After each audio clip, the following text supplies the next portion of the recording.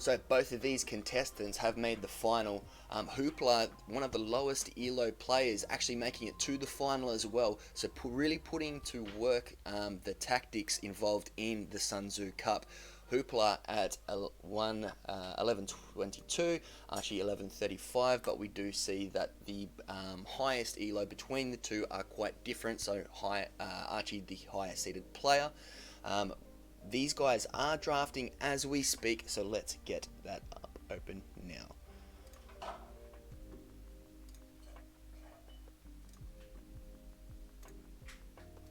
Alright, so we do have the map draft, and let's get this started. So, guys, we do have a ban each from both players first before they actually select their home maps, and then after they have selected their home maps, they have one more ban, and it will be up to you guys watching. Cha morning. Alrighty. So it'll be up to the viewers to actually pick round one of this best of five. So strap it in. So we have Badlands banned and Inception banned. Badlands is the one where you can't build farms under your TC. Inception is the big ring where there's two TCs, where you have it in the middle and on the outside. And not banning a closed map from Archie, which is interesting because we do know that Hooplah loves the closed maps. Island Hideout and Double Arena, both of these players quite strong in these maps. They've played it a couple of times in this tournament already. Archie with the second home map pick. We have City Siege, one of the favorites of this tournament. We've played it a lot, so I'm quite interested to see what Archie has come up with this. He has had a little bit more experience with City Siege than Hooplah as well, so I do really like that pick. And no surprise, Ponder Arena as well from Hooplah. So something a little bit more open, and we are banning Thicket as well. Interesting.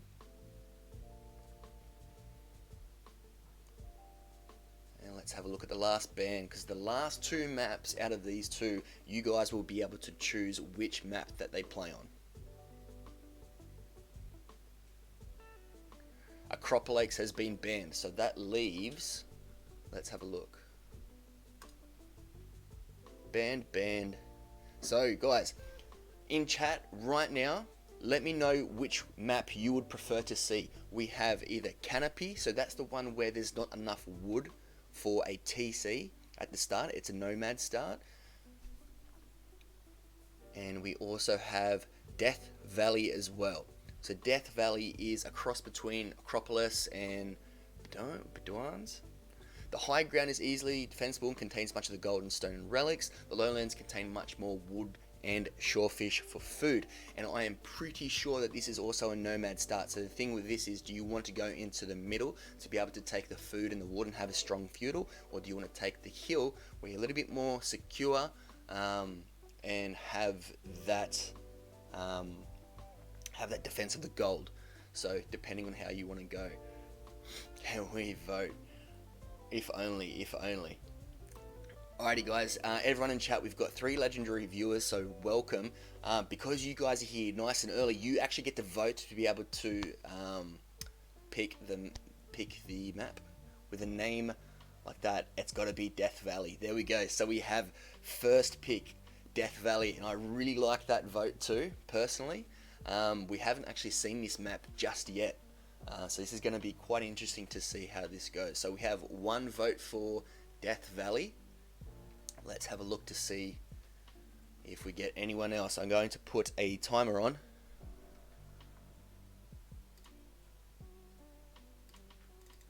Speak now, chat, if you want to see Death Valley or if you want to see Canopy. I'm going to give another 30 seconds, starting now.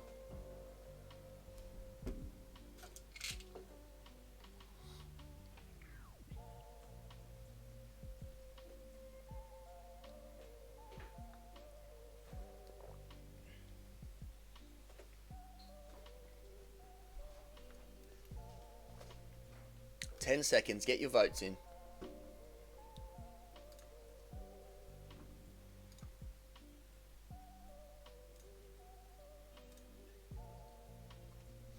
Alright, and 30 seconds is up. It is coffee cha-cha. I've got to caffeinate. I do enjoy tea, but I need the caffeine. Look at this service. My girlfriend also just brought me some water as well. Amazing, amazing. Alrighty, so there we have it. Game 1 is going to be on Death Valley. We haven't had this map, so I'm excited to see a new map on this. Alright, so remember, it's a best of 5 as well. So this one, we're actually going to see a few more games played out, which is very exciting. Alright, there we have it. So we have Death Valley. We'll double check to see if they have started the civilization draft. Let's pull that up. They haven't just yet, so they've been waiting to find out what the map is. So when you're ready guys, if you are watching this, Hooplah and Archie, you may proceed with the civ draft.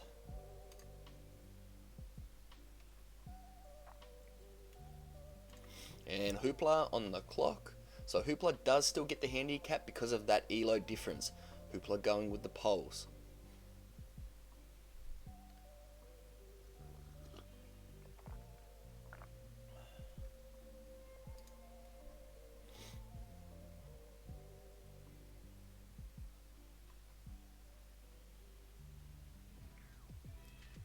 And Celt's being banned from Hooplah. Very tactical ban there. We know that Archie has Island Hideout. I don't know if he has another civ lined up for his home map. He's going Berbers. I'm not sure what the replacement would be with that wood chopping bonus, but I think that's a really good pick with the Khmer though.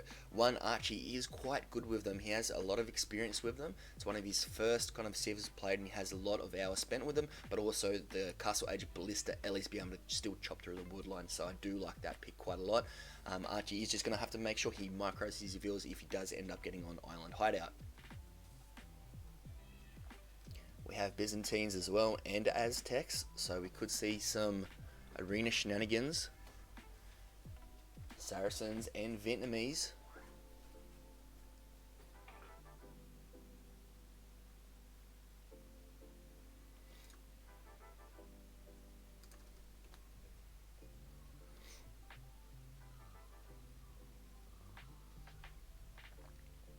People are taking some time. Cumans, I really like that pick.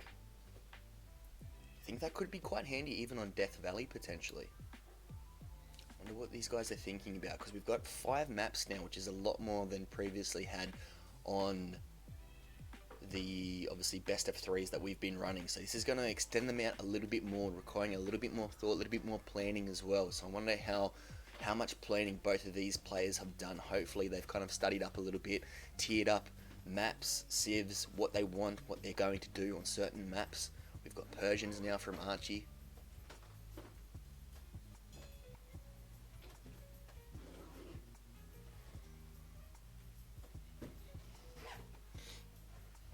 "15 seconds on the clock."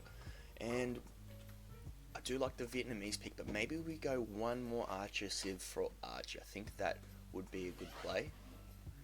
You've still got Britons. I don't know how much experience. Italians. Okay, yep.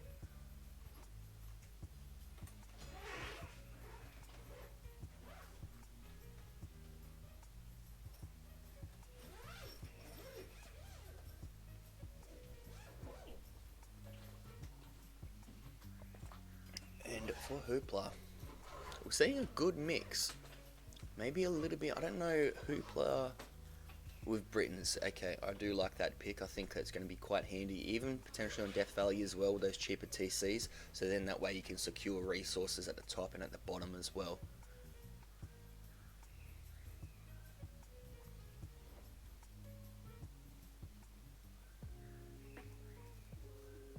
And Hindustanis. Quite a strong civilization. I believe they are getting a slight nerf next update, which will be huge. They are definitely a strong civ. They were beforehand, even the Indians. I feel like they were quite underrated. back when they were Indians instead of... And Franks, really good, strong... I would say more castle age to feudal castle age Civ. I do find that there's something just quite missing a little bit with the Franks when you get into a late game, so hopefully it doesn't come down to a late game if Archie does use Franks. But there you have it, guys. We have our maps, we have our Civs. Just gonna wait for the players to be able to load up the game, be able to get themselves sorted, and we're going to jump straight into the game. And this is going to be casted all live today. This is all live. These games aren't recorded. We're going real time. I'm excited. So chat, let me know, who do you think, if you've been keeping up with the series, what do you think so far of Hooplah coming in as one of the massive underdogs of the tourney, being able to get here in the final as well? I think we can see that Hooplah's done a lot of prep. Archie with some solid wins as well. Did go down to Gwen though, who Hooplah did top, mind you. But has that given Archie enough time to be able to really scout his opponent, to be able to understand what he does well, where potentially he could take advantage of as well, be able to use to his strengths for Hooplah's weaknesses? What are we going to see? How many games are we going to see this? Who do we have as our favourites, and in how many games? I want to hear it, chat.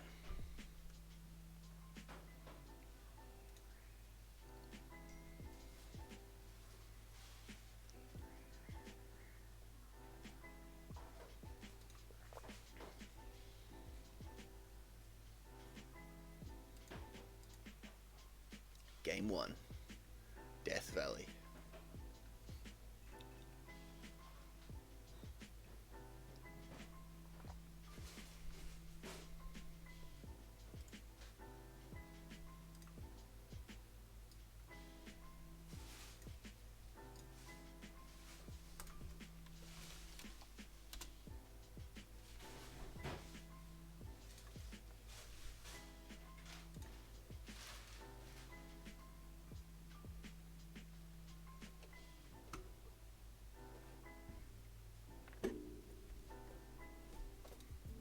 We might have a server.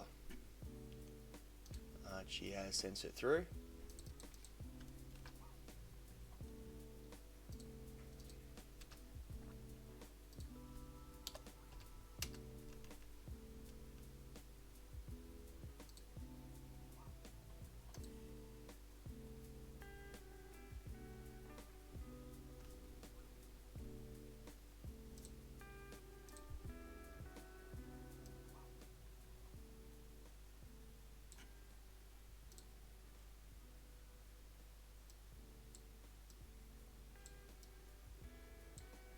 Alrighty.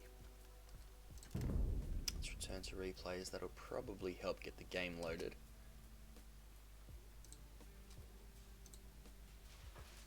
Okay, and we go again.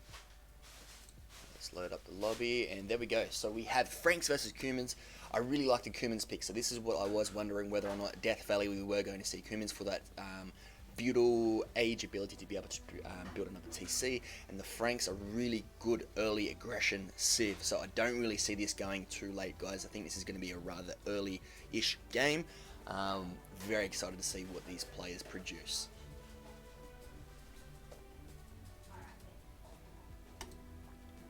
This is what it's come down to, guys. I know, especially Hooplah, they've definitely put a lot of hours into this. They've been playing and practicing, getting people to help them as well, come up with some strategies, because obviously the AI is only so smart. And yeah, it's all coming down to this moment. We've had a big long week of a build-up as well, of all the games being played, and I'm super keen to be able to see what happens. We've got some really cool maps on the way as well. We're going to have a bit more of a showcase of the maps too, so depending how far we go and how many maps that we do see, I think we're going to be able to see a lot more.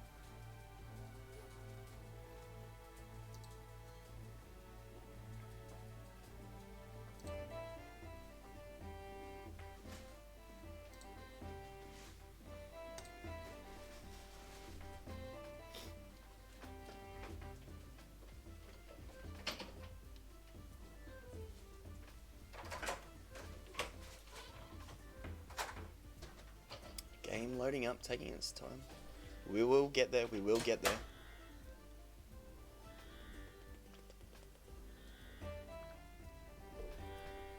Hopefully we get there.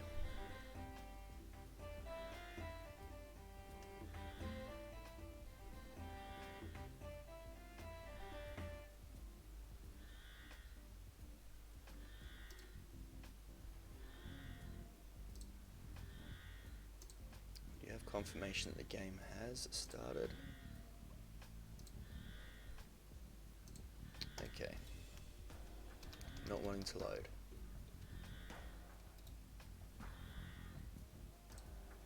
Give me 1 second.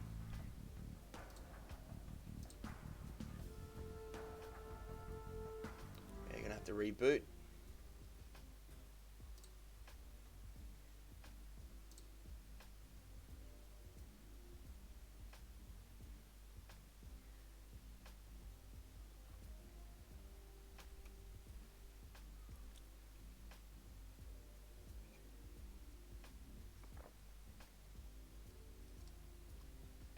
The game is loading. Back on. Are we in game? We are. We're in the lobby. So let's load up again. Yes, that's fine.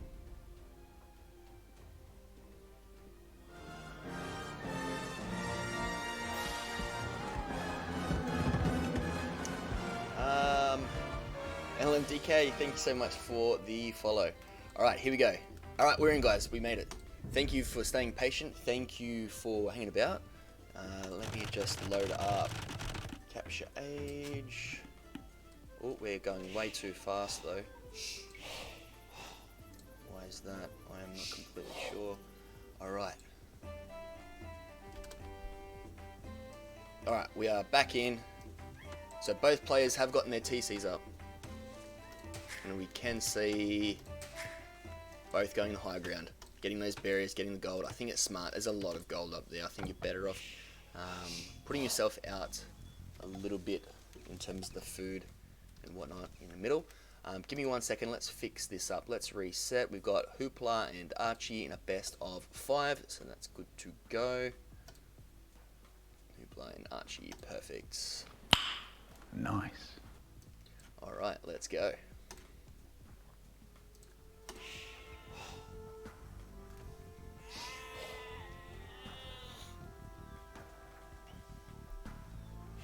Alrighty, and here we are. So both players scouting out, scouting around. We are on ×2, but let's get on just ×1. Okay, perfect. Alright, let's have a look to see what both players have scouted. So just a brief update, we do have Archie on 12 villages, Hooplah is on 11. Archie already in the middle, sending 1, 2, 3 and a 4th vill to be able to go and take some of that shorefish. And it looks like there's an ostrich there as well, so double whammy of food. And Hooplah hasn't gone just yet to the middle though. 13 vills to Hooplah, 14 to Archie. Slightly same idle TC time. I believe that Archie just got his TC up just a little bit faster though.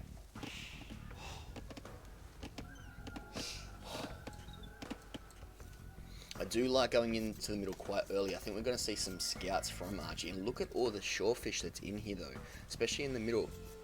Out to the sides, there is a lot of fish to be taken in here. So really in this game, it's going to be quite crucial to be able to control the middle. I think that's what it's going to come down to, whoever can control the middle the best. And we're going to see some quick feudal age times, I believe. I expect to see that. Hooplah now sending 5 villages. Yes, 5 villages to the middle. So he's going to have a little bit more than Archie down there as well. And he continues to take sheep as well.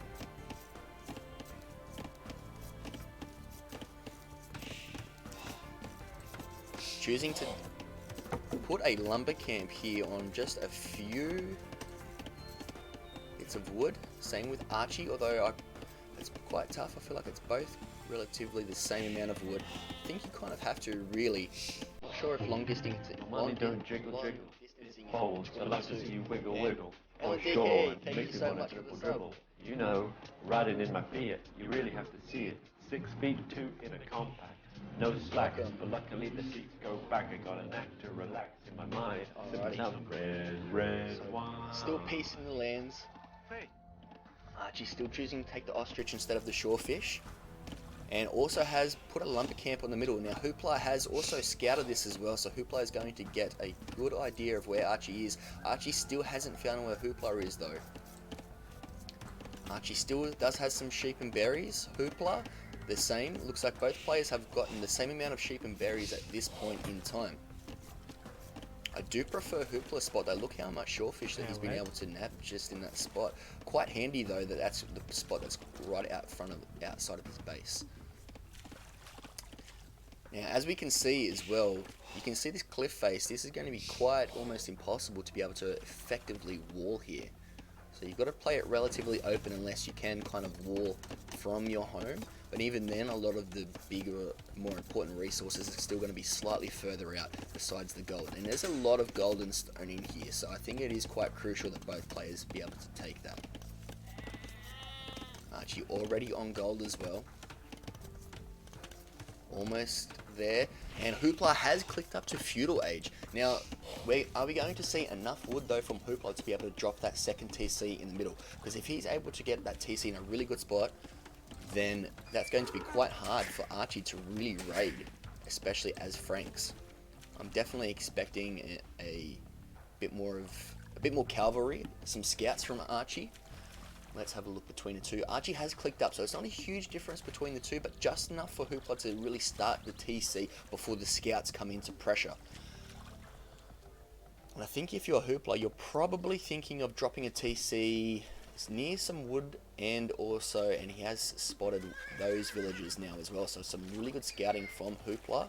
I'm not too sure if we're going to see the TC. I think the best spot would be here, however those villas are there, so it will be slightly more risky, but that way you do get some more shorefish, and that way you can also garrison in your TC, fire down on Archie, force Archie to move, and then he's going to have to put down some lumber camps and spend more wood. Alrighty, and we are up to feudal age for Hooplah. Archie now sending some vills forward. A fair few vills forward here as well.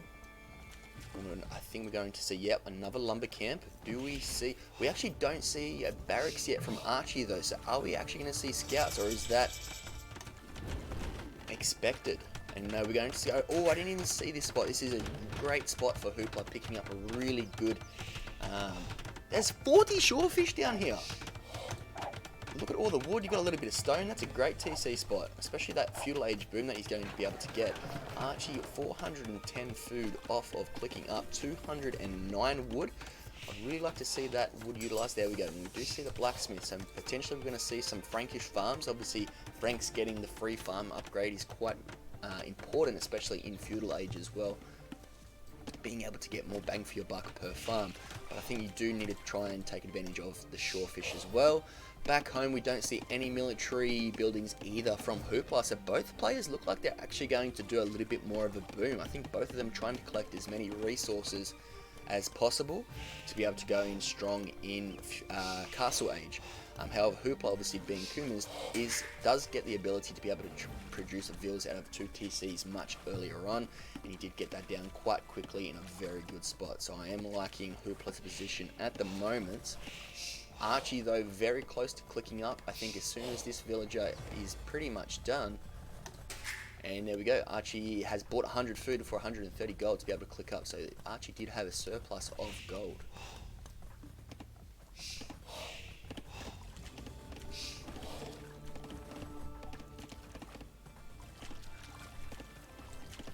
Alright, let's have a look to see how much each player has scouted. And Hooplah doing a really good job. I think Hooplah's got quite a good picture of the map at the moment. Does know where Archie is, and is that a barracks from Archie? We do see the barracks, so on the way up, are we going to see some cavalry upgrades? I think that's going to be quite important as well for him. So sorry guys, I realised that I'm still in this picture, and I do prefer casting with my face not blocking some of the game, so let's try and change that.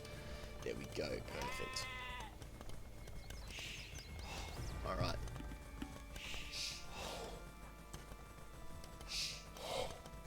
So we've got 4 on for gold. We've got the gold upgrade coming in for Archie. We've got double bit, obviously the free horse collar as well. On the other side though, we don't have Hooplah with any economic upgrades just yet. We do have 8 villages on gold though. and a good mining camp between the stone and the gold, and it looks like we're going to have a lot of people on gold unless he plans to move them, maybe some to stone potentially. Idle TC time's relatively quite close. Hooplah slightly more, but also has 2 TCs, so I suppose that can be forgiven. A little bit more idle eco time, but nothing really detrimental at this point in time. And we do have Archie now in Castle Age and going double bit, choosing to delay the click up for Hooplah, but Hooplah is now buying food with Archie clicking up. So I think Hooplah is feeling the heat. I think he's feeling that pressure of, oh wow, he's already in Castle Age, I haven't even clicked up, which can be quite daunting, but he does need to remember that he is humans and he's going to have 2 TCs working even when he's going up to Castle Age. Archie just getting the blacksmith upgrades now, so +1 attack for the knights and +1 armor as well. And we do have the knights coming out already, so let's have a look to see what Archie can actually see on the map. So Archie also has done quite a good job scouting, and remember, Franks do actually get a better line of sight on their knights as well. So these knights are going to be really effective at scouting around on the map.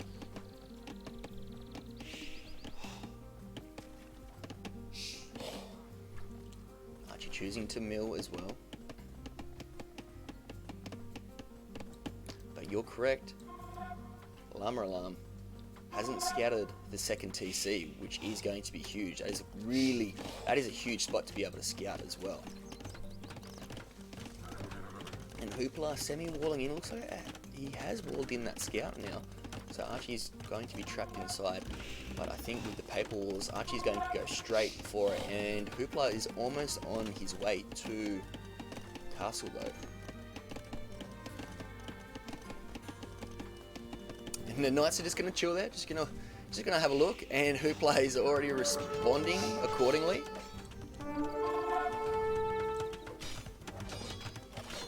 Alright, let's see what they're able to whip up, and does garrison inside of the town centre and has clicked up to Castle Age now, so has gotten it. So Archie already though with 5 knights on the field and 4 in training. So how many stables do we have? I only count 1 at this point in time. Second TC though from Archie being able to secure the woodline. Potentially would have liked it somewhere else that has a little bit more shorefish though. And a lot of idle villager time though from Hooplah. Now that idle eco time going to 3.5%, 3.6%, and that is adding up. That is going to be quite crucial. Archie does have a constant production, but they're just still chilling. This is the hard part. This is giving Hooplah enough time to be able to counter.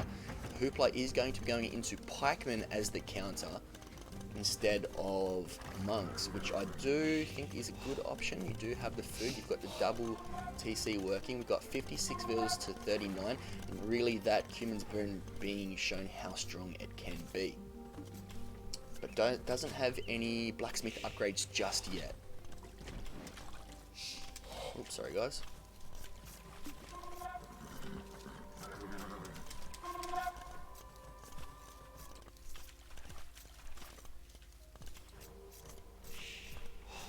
Okay. So we might have some double sound here, but that's okay. Alright, so back to the game. So sorry, I'm just trying to fix up the sound for you guys so there's not much of a loop. We will fix that up very soon. Alright, so we're going to 3 TC now from Archie, which we don't normally see, to be honest. Archie does love going to 3 stable knights and really overwhelming the opponent. And Hooplah does have a castle up next to that TC. I do like the castle. It does protect the TC, protects a little bit of the resources. Maybe a little bit more forward though, I'm not too sure. Maybe what you guys think, to be able to get a little bit more of the shorefish here as well. But really cleaning up all this shorefish, that's huge. There's a lot of resources here for him to take. And that is a good TC. We were saying that before, we weren't too sure if that TC here was the best option for Archie. And a good point from Llama Alarm, what can humans make here apart from worse knights? And that is the hard part. Let's have a look.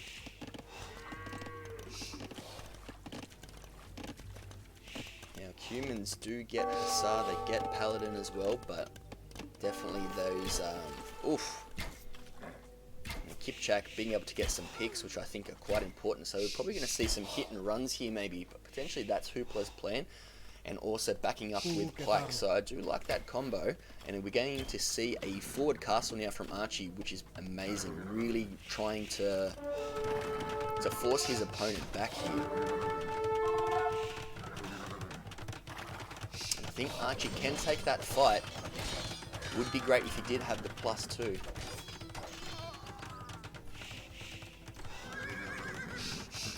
It does clean them up pretty easily. And that castle is going to go up uncontested. And the Kipchaks, I think, are going to be quite painful. And we're also seeing some monks as well. So this is a very diverse group. So we're... Ooh, I do like that cheeky outpost, though, from Archie.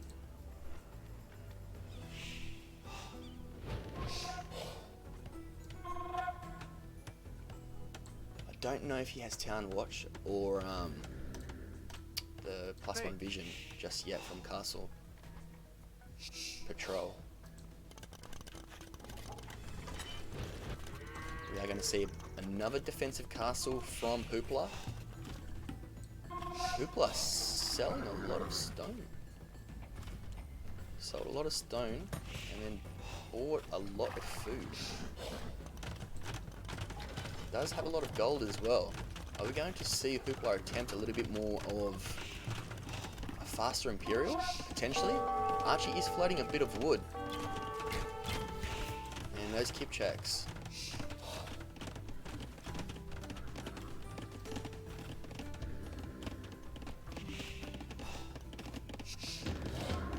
Are going to pick off a few vills, and I think that's going to really sting Archie. That is going to hurt. I do believe that it is Hooplah's intention to click up. We're not seeing any more. Oh, we do have 8 villages in queue though. And does take out all of those villages.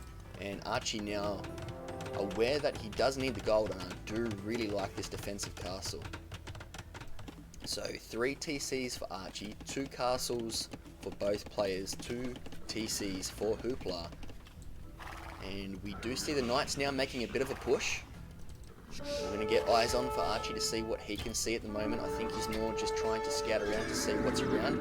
And the monks, I think, are going to be quite important here. And remember, oof, does get a few conversions as well. And the Pike coming in, causing a few dramas for Archie. Oh, and the Kipchak, though, are going to get a few picks, but I don't know if it's worth it. They're all going down. But remember, Kipchaks are quite cheap as well. I think they're... Oof, and they're just getting eaten though. They don't have the +2 armor, which is quite important if you do want to do some raids under TC fire / castle fire, especially castle fire. Still has that Vill there, which I think is quite cheeky. I quite like it. And we do see Imperial Age from Hooplah.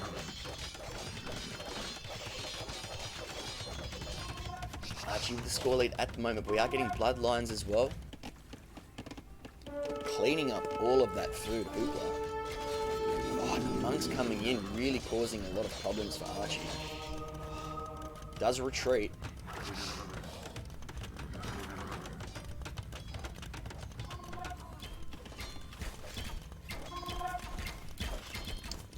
That knight getting a bit of value though. Looks like it got 2 villages.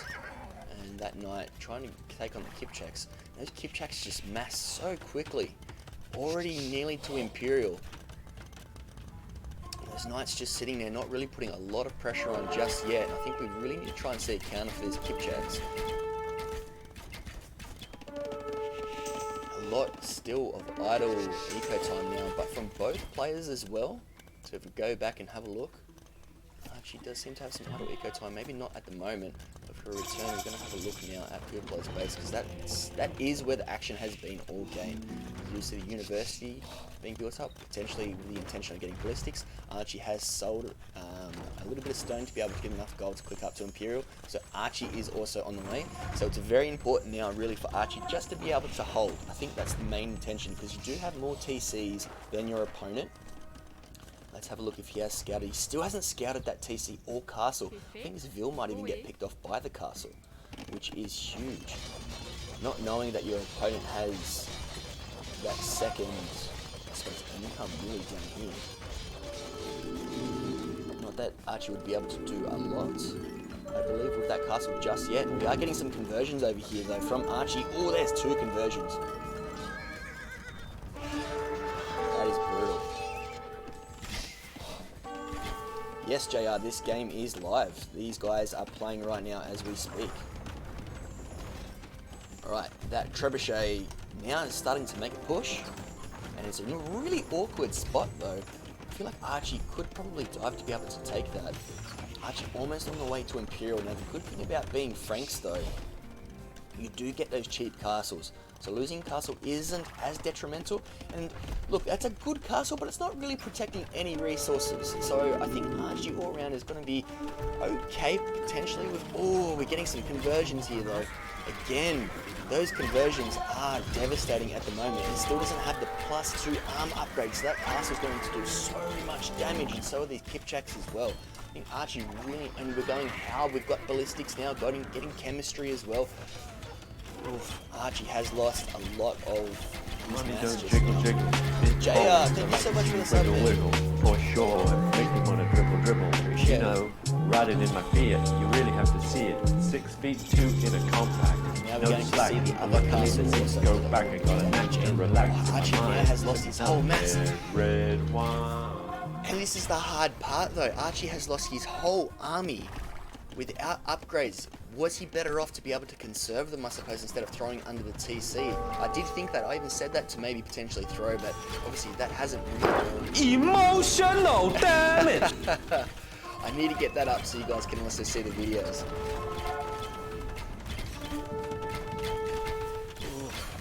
But Hooplah really getting a good mass here, but the villager count is quite the same, but both now, at least one castle going down. Archie getting wheelbarrow. We've got a lot of idle villagers, though. And another castle. I do like the defensive castle. Force the opponent out. I think you've got to make some trash. And oh, here we go. Oh, no. So it looks like a converted knight really ruining the raid there. I do think that this castle is going to go down, though. We are going to get that castle constructed, which is protecting the TC as well, so some villagers are going to be protected there, which is a good castle. I like that a lot. Potentially even if you're able to get the stone, another castle just here could be quite good. Because it is quite heavy on this side of the map. Archie still hasn't scouted that in the corner, though. And this is a little boom city. You could do some really nice raids here to be able to idle your opponent's eco, because this one is fully raided.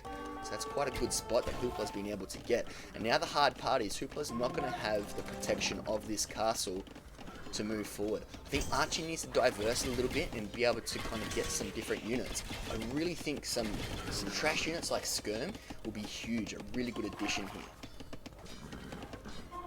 While they're not the best Skirm in the game, I think it's going to be better than nothing, or potentially. We do see some Scorpions, though, which is probably another good option as well from the Franks player. Cavalry upgrade coming in. He's going to come in just in time. The Scorp's doing some work. Excellent. And I think Archie wants to take this fight before Hooplah is able to get more help, though.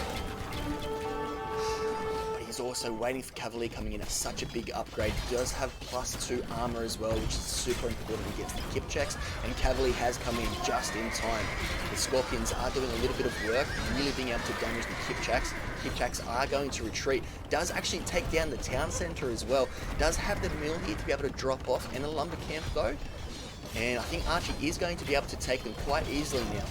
Take both trebuchets and being able to push Hooplah back, which also has bought Archie just enough time to be able to mass up more units. So really good play by Archie. Really wait, and I do like this defensive castle as well, being able to push back. I think if Archie just was able to scout, though, the corner down here, be able to see his opponent a little bit better. Oh, and the Cavalier getting slowly picked off. The Halb coming in. I think we just need more Scorpions. Pretty sure Franks do get heavy Scorpions. Let me double check that 1 second. I can confirm Franks do get heavy Scorp. I feel like that would be the play, but Archie is out of gold. Llama Alarm does point out, but does have so much gold up here, though. This is the thing. He is out of gold, but does have the ability to be able to get more. It's not as though he's run out of gold on the map, and that is a cheeky little trebuchet. I don't know if Archie's going to really notice in time. Cavalry doing some really good work though. I think this game going a little bit later than I thought. And there's a forward castle from Archie. Where are these vills coming from? Here. They're going to be able to get straight through. I don't know if Hooplah will be able to notice that. That is so cheeky. Some cavalry now going in. I think the trickle of Haub is actually kind of hurting as well, Hooplah. I think you're better off massing a little bit, trying to micro effectively. And but this does scout the vills. Unless those, heartbreaking. I do love the intent, and now we're going to scramble and build the castle back here. But also still has enough stone for that castle there. Really showing how strong those cheap Frankish castles are. So I think Archie's playing this quite well, knowing his civ quite well. Both players at the moment are really doing so. And we are seeing some more siege workshops. I think we're going to see more villagers on gold. Hooplah now getting a good scout of his opponent's base though, and Archie has gone a lot more forward than Hooplah though. And hold on, we're going to see over here, I do like that. I wonder if Archie's going to notice now that his opponent has expanded out. Haub massing up, and all that Treb's exposed. But the hard part really is going Kipchaks. It's going to be a little bit harder to be able to take out the opponent's trebuchets. And those cavalry is so tanky. The amount of Kipchak that are there, and they just eat all that arrow fire. They aren't even +3 armor yet.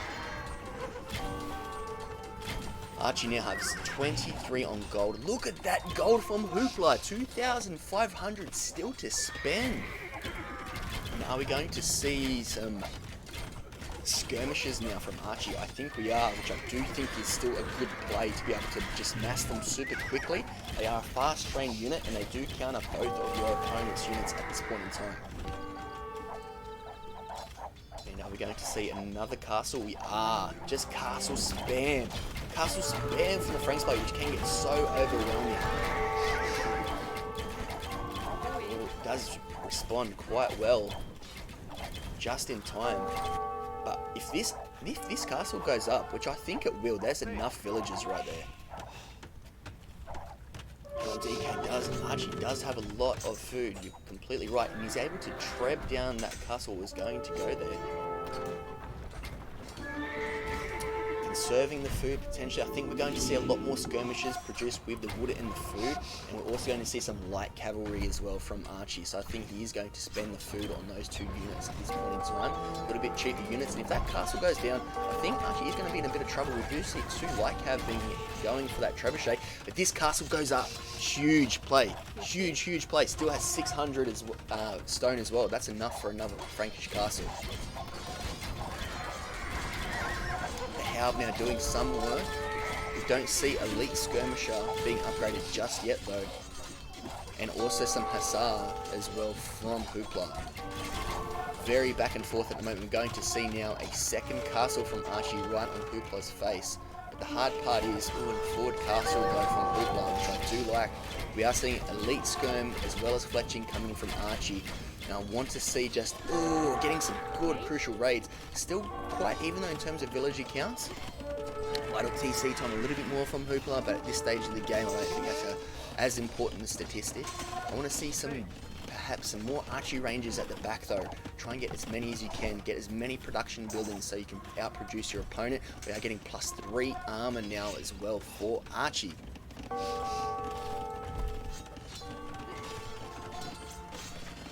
Getting some raids in, Hooplah just being super annoying, which I do like. Let's see if we can get eyes on for Hooplah. So what can Hooplah see? And the forward trebs now. But they're unprotected. So I wonder if... it does take the town centre as well. But these castles are probably going to go down. Maybe even some unique units. Pop them out. Just a couple, not a lot, just enough to be able to take down your opponent's trebs while all of his military's forward. There's so much going on in this game. I don't know how both of these players are keeping up, to be perfectly honest. And does take down that Treb. Gets the second Treb out, which is huge. Can it range that castle? It definitely can. 2 Trebs out now as well. I think we're going to take that castle. And Archie, that would be huge for him to be able to really put some pressure on for the opponent. He's a little bit more up the guts as well, though. If Archie could just get some raids in, that would be huge. And we do see some strong Cavalier being able to charge through.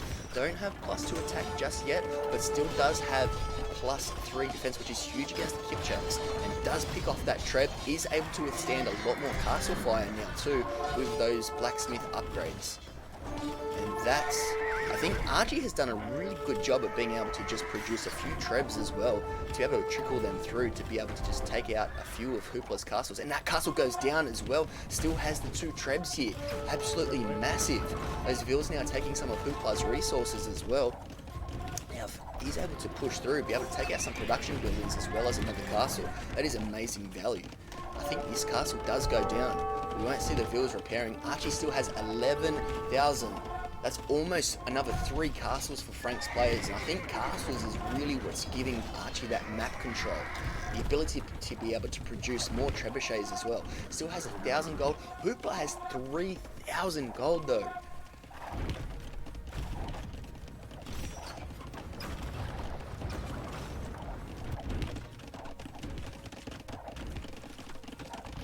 Messing up Halb. Have so much gold. Do agree, Llama Alarm, who points out that production from Hooplah has been probably just a little bit slower.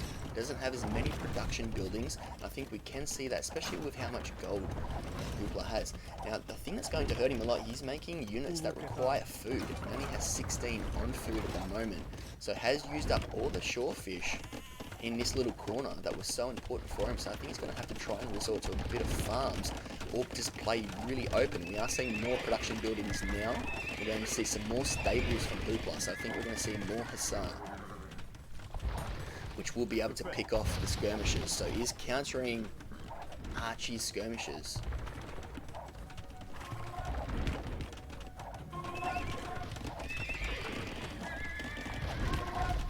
Not sure about the thumbnail.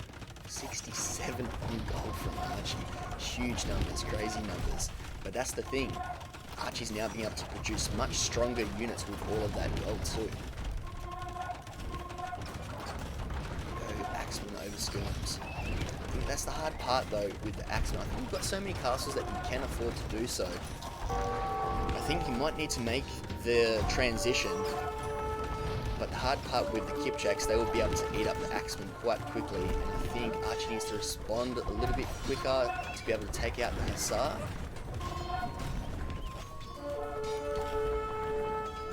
I think Hooplah's done a really good job at being able to kind of reposition himself in the map, even though he is getting pushed over here. But if he's able to take down this castle, if he's able to establish himself quite solidly here, this is what's important, because this base essentially has gone.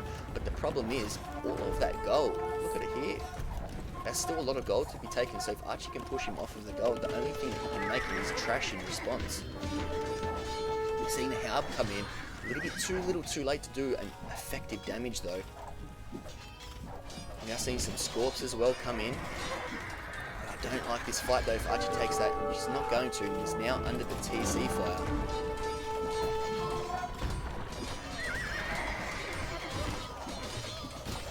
He's so back and forth. I do feel Archie is slightly on top, but I do think at any point it could transition. And we have GG caught from Hooplah, and that is game. So game 1 is going to go to Archie. So game 1 for Archie, we're going to move to Hooplah's home map though. And let's see if there's any chat between the players. We'll go back to the in-game. What a game. That was a great way to start the game. I completely agree. So let's get... Great way to start the game. Start the series, rather.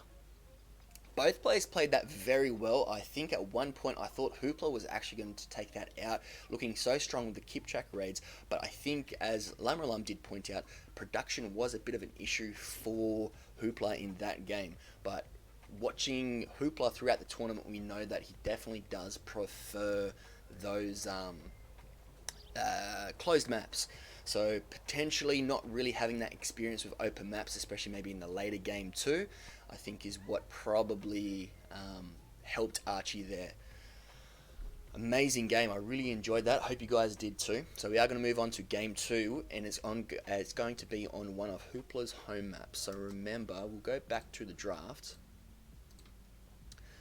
Alright, so we have the neutral game, which obviously isn't on here. So this was an even map, which was chosen by the viewers. So those of us that were here early enough, it was the one vote, Cha-Cha. So Cha-Cha chose the map for game 1, which we have just finished.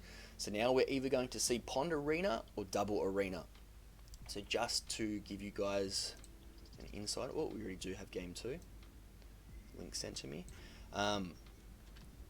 Pond Arena with a pond, so nothing too crazy.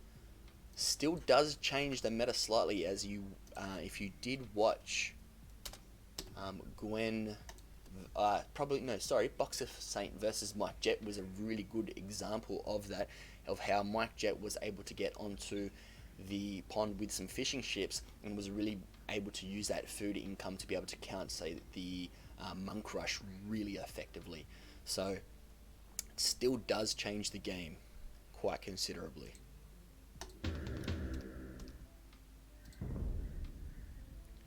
Okay, now let me do one thing. I am going to get the sound effects off of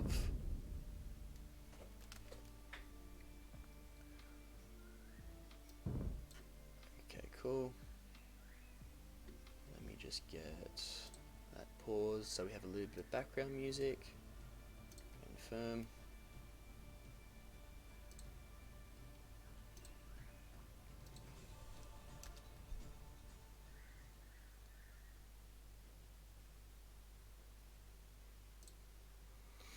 Alright, so we have Double Arena. Okay, so Double Arena essentially is like your standard arena game. However, you've got 2 TCs, 2 layers of walls, and a monument in the middle of your base that actually gives you resources. So this is pretty fast paced, really, from the get-go. So instead of like a sit back kind of chill normal arena game, this one goes to Imperial quite quickly and ends rather quickly too. So I think this one is actually going to be even quicker than the game that we just watched. We have someone that wants to say hello.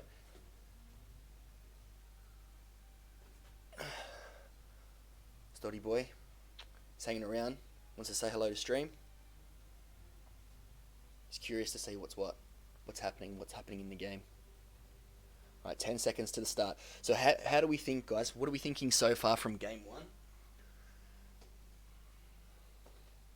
What do you think? What do we think from game 1 so far with Archie and Hooplah's performance? I feel like that was quite an even game. I think Archie just showing in the end there, though, how strong he can be on an open game.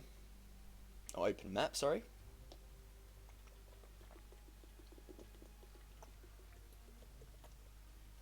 I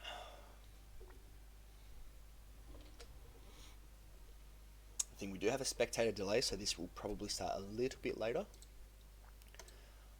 There we go, starting game 2, so we do have that confirmation. Good communication from both players, appreciate it. Alright, perfect, so this one has started quite smoothly. Okay, perfect. Cool, and we still do have in-game sound effects here, so we're not going to get that double up, thankfully. I think the Kuma's 2TC would have worked well against most Sears, but Kuma's vs Frank seems rough. I do agree with that. I'll be said for not taking fights and running things around into ecos. Yeah, so I think that was probably a tough matchup against the Franks because he doesn't have really a strong counter.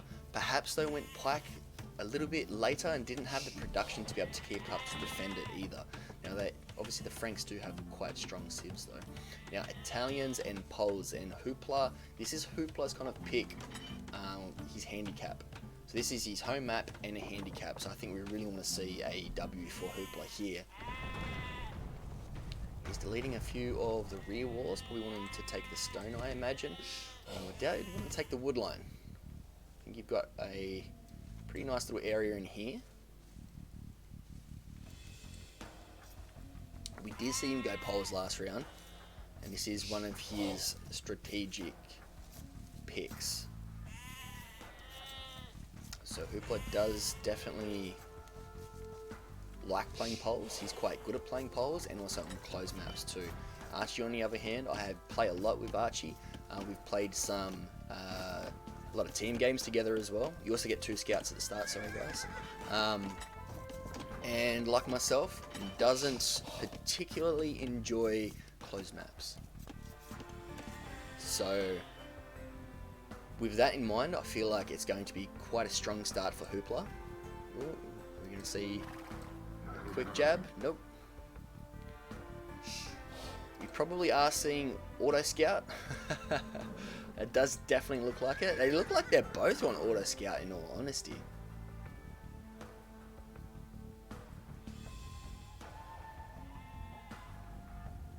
Yeah, good point, Llama Alarm. Not sure how viable that may be. But I think that would be a good counter though. Just those cheap knights can be so devastating. Let's have a little look now at both players' resources. Interesting move here from Hooplah. I actually think he thought, let's have a look. I think he thought that deleting this wall, there was probably a little bit more out there. So I think he's accidentally over deleted the wall. I wonder if Archie's going to notice this. Does have the 2 scouts. 2 scouts are battling it out. A little bit of micro here from Archie. So I think Archie at the moment is winning this fight. Archie will win this fight. Always microing. Take out the scout. Take out the scout. Oof. Does win that battle. And I think it's super important now for Archie to be able to really scout out what has happened here, because he can take advantage of that. Scout out the opponent's wall is not something I suppose that you really think of in an arena matchup.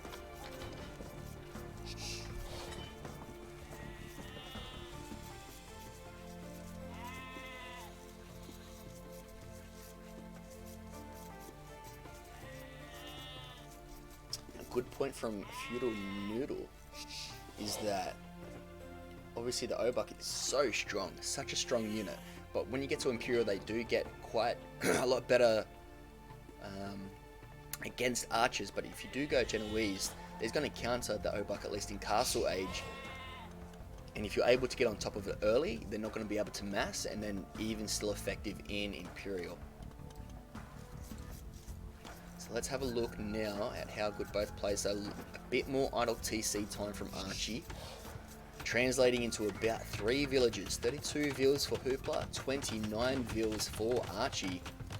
Hooplah now folk work near the berries, being able to produce some better farms as well. But I can't believe that accidental deletion of the wall there. In double arena too, the only thing that's stopping your opponent getting in is a house.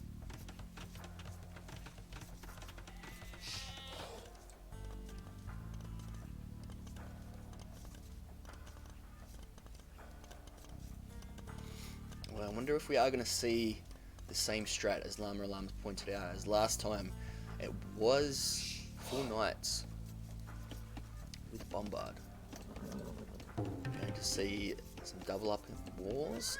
And Archie's going to be able to scout this, which is huge. So I think Archie now has seen it. I don't know if, I hope this is an auto scout though. I hope this is intentional. I think it might be. It looks like he's now taking control of the 1 scout, a little bit easier to micro. I'm not too sure what the Italians pick. I'm not overly sure what Archie, I can't think off the top of my head. Let's...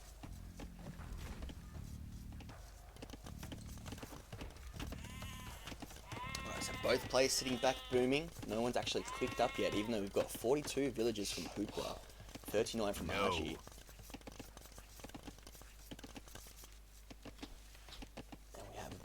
Asking going on. Did you trap my scout? But no.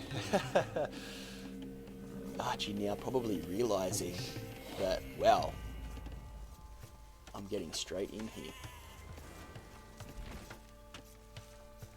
Can you see the chaos? We do see now a lumber camp from Archie, deleting the gate, or some walls. Both players really booming, but Archie has now clicked up 2 feudal with 43 villages. Still is going to be able to produce villages out of 1 TC.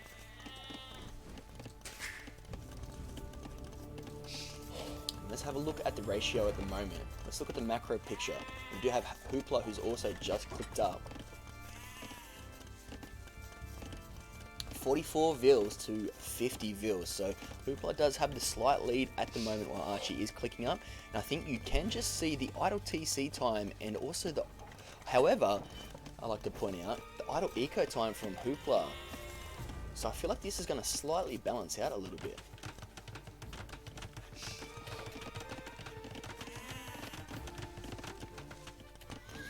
I'm honestly not too sure what we're going to see from the Italians player. What is Archie going to come up with? We do see a lot on stone, so I do think we are going to see the Genoese crossbow. We also do have more on stone from Hooplah. Both players having more than enough res, although Archie just a little bit less food though.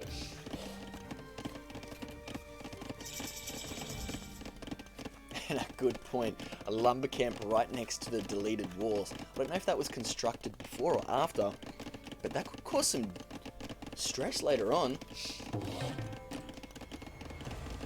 Yeah, playing with fire, especially when you've got this nice little patch over here. Better off another little lumber camp right there. Both players have gone up. Archie having a look now, moving forward, creating both buildings. And has just gotten enough res to be able to click up. Hooplah does have the food available to be able to get double bit and horse collar. Archie hasn't quite clicked it yet. He'll probably click it on the way up and constructing the barracks straight away.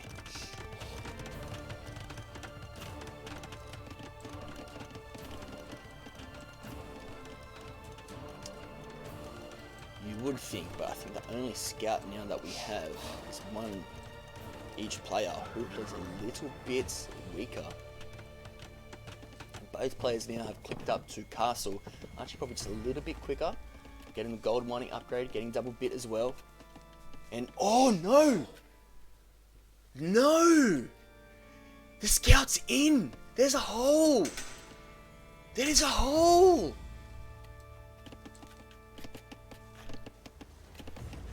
So Hooplah has spotted the hole, because Hooplah did delete this to be able to get to the gold, but didn't realise. No, there was a wall here and Hooplah deleted the wall. And he's just plugging it with houses at the moment, and at least now is able to kind of stone wall back up. You definitely prefer stone walls. It's definitely just gone a little bit too proactive with the stone wall deletion there. I think both players having gold, some pretty good spots all in all. I think that one is a little bit more unfortunate for Archie, but does still have the gold under here. There's two nice spots of gold, one a little bit more forward, or both probably a bit forward, but so does Hooplah. So I'd say it's quite even at this point in time. The eco bonus of wall deletion. And I really hope that that's plugged. I think it is. I think there's a tree behind there diagonally. Archie has clicked up to castle, and let's see what we see from the Italians player. We have enough stone for almost 2 castles. Hooplah does have enough stone. I think Hooplah's building a castle straight away because we don't have any more on stone unless that's just from the monuments. I have a feeling it might be just from the monuments. And how big is this though? Even though he's plugged the hole, Archie is able to see exactly what his opponent is doing. He can get eyes on. He can see how many farms he has. He can see what buildings, what production. This is huge. I'm going to see a slightly forward castle. Maybe I would have liked it just a little bit more forward. You might as well try and claim the resources there, right? Seeing a university. I think we're going to see a little bit more of a quick imperial potentially. We're not going to see a castle constructed for the building though, but we do have now the 2 buildings needed to be able to click up. It just doesn't have anywhere near enough food. Maybe he's going to sell some stone? I don't know. It's more idle villages though from Hooplah. And idle eco time just still creeping up.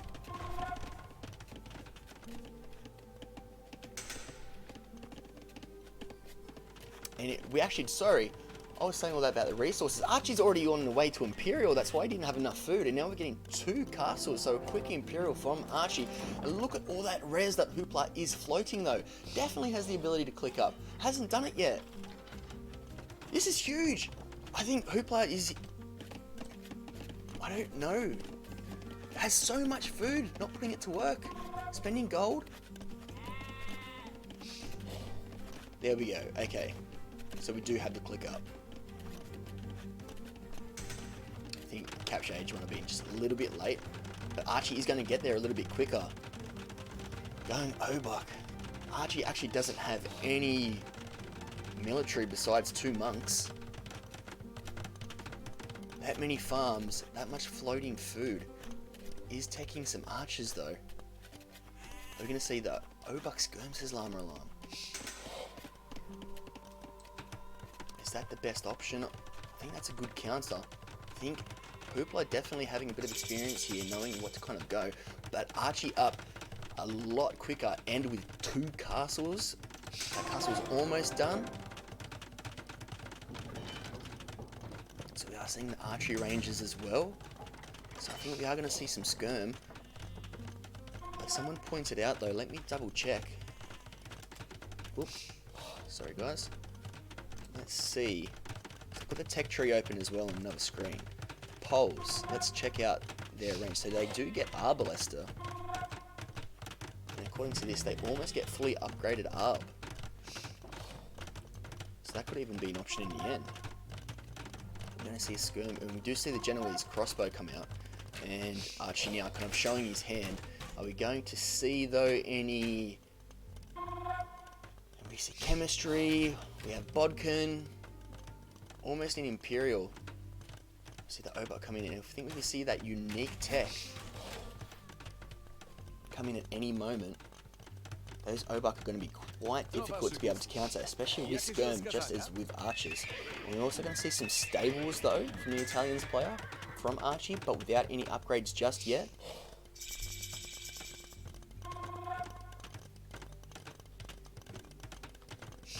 Let me quickly check. Let's have a look at the Italians and see their stable line. So they do get Hussar, they get Cavalier. In terms of blacksmith upgrades, fully upgraded Hussar. And then we see a lot of skirm. Archie does see the archery ranges as well. We are getting upgrades for them. Or maybe would like to see another blacksmith, because at this point in time, you've got to be quick. Getting Bracer as well. It is a game of reaction at this point in time. Absolutely right, Feudal Noodle. Both players trying to out-counter each other. And really, I feel like they're almost scared to make a full commitment. We are seeing bombards as well from the Italians player, which I rate highly. I love that. So I feel like that's almost that's a great counter to be able to take out the skirmishers. And then we're going to see the Hussar come through, and I think that's going to be... It's going to be hard against Obok though. But nothing just yet. We are getting some ballistics from the Poles player, but no trebs just yet. Getting chemistry as well, getting +2 chainmail armor. I think he's just spotted the castle though, so realizing I can't actually really take this on. And those stables actually in a really good spot, because those Obok were trying to commit to be able to take them out. And Archie has played this really well, and now he's being able to take out some production buildings. Hooplah is going to have to go back inside of his base. I feel like a really good play for Archie now is to try and mass up as much as you can. If you're able to break in just a small hole in this wall and put the pressure on your opponent inside the base, that could be huge. I think we do see Archie spending a lot more of his resources though. Getting iron casting, so +2 attack, melee attack now for the Obok. He's going to pull them under the castle, not quite. But this is also quite important. We've now got 4 bombards out.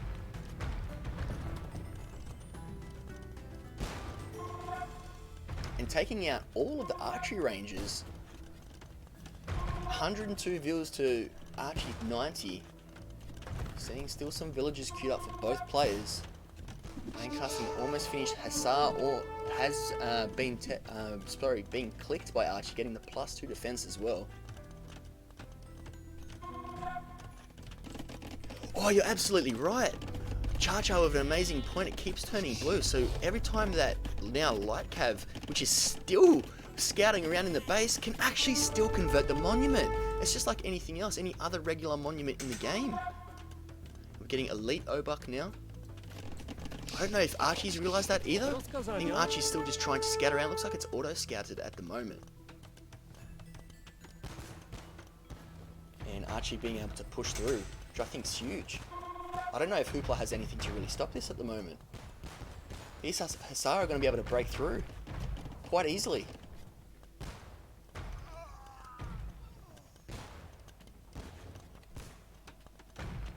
Being able to get some really good picks as well. There we go, we have it again, the monument turning blue. I don't even know if Hooplah realises that. I don't think he would. Even if it's just for a few seconds, even if, like just for a couple points throughout the game, that's huge. Archie making a really good comp here. I think he's responded quite well, knowing that this is going to be Hooplah's pick. Hooplah does need his own bombards.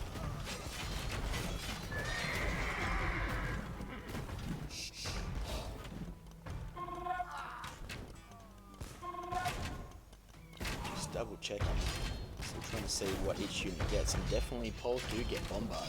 I think that's going to be quite crucial at this point in the game. Getting some eco upgrades now. Archie still doesn't have the +2 eco upgrades though, sorry. I think if they do get, let's have a look, and we do have a battle, this is going to be quite a crucial battle. I think Archie's, the problem is though, Archie can afford to lose some Hussar. The Obuck is so strong. So strong. Ridiculously strong. So it doesn't have the upgrade just yet to make them even tankier against archers, but they do get picked off eventually, and now the only thing that Hooplah has now is the skirm. So even though Archie lost all of those Hussar, I think it's worth it in the end. We see Light Cav and Bloodlines getting researched, but does it feel like it's a little bit too late to go the cheap knights?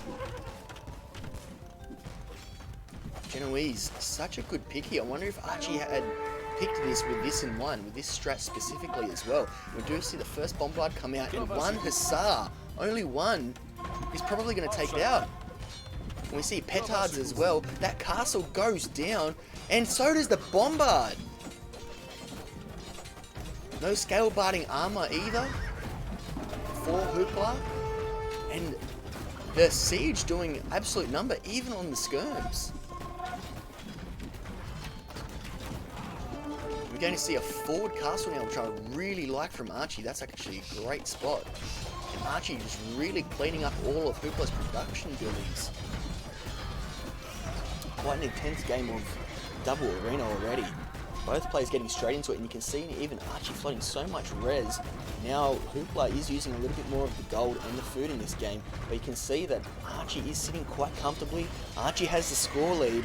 I'm not going to call it a game just yet, but it's definitely feeling like it's in Archie's court, which is absolutely huge. I think even getting in that Hussar, I think having the over-deleted walls both sides, I don't know if that's just kind of shook Hooplah a little bit too much, in terms of him thinking a little bit too much about his walls instead of the bigger picture, the macro. You're getting +1 scale barding armor now. That castle does go up. I think Hooplah is going to feel absolutely smothered.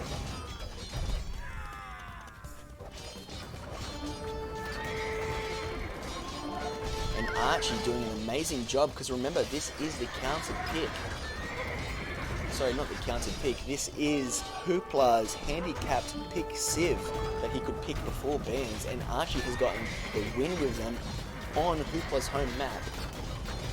Sorry, can't say that just yet officially, but I do feel like it's quite safe to call. And this, there we go, that castle is going to finally take out that Hussar that's just been pestering since even a feudal age, I think. Now even some trebs out from Archie, unprotected here. I don't know what these villains are going to do. They're going to just build another one, and I just think he's just going to make Hooplah feel overwhelmed. Make Hooplah feel like you're not going to be able to get out. I'm going to take all of your production buildings. We are seeing Epic Legacy come in.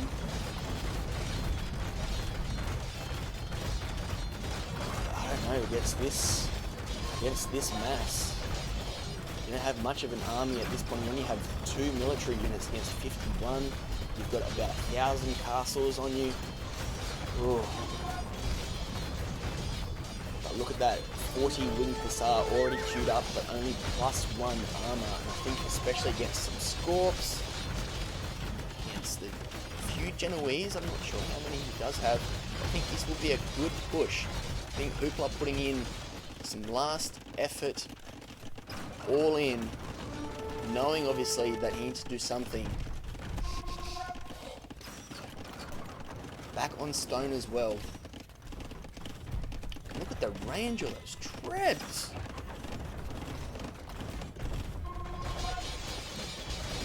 Now all of Hooplah's buildings, production buildings at the front,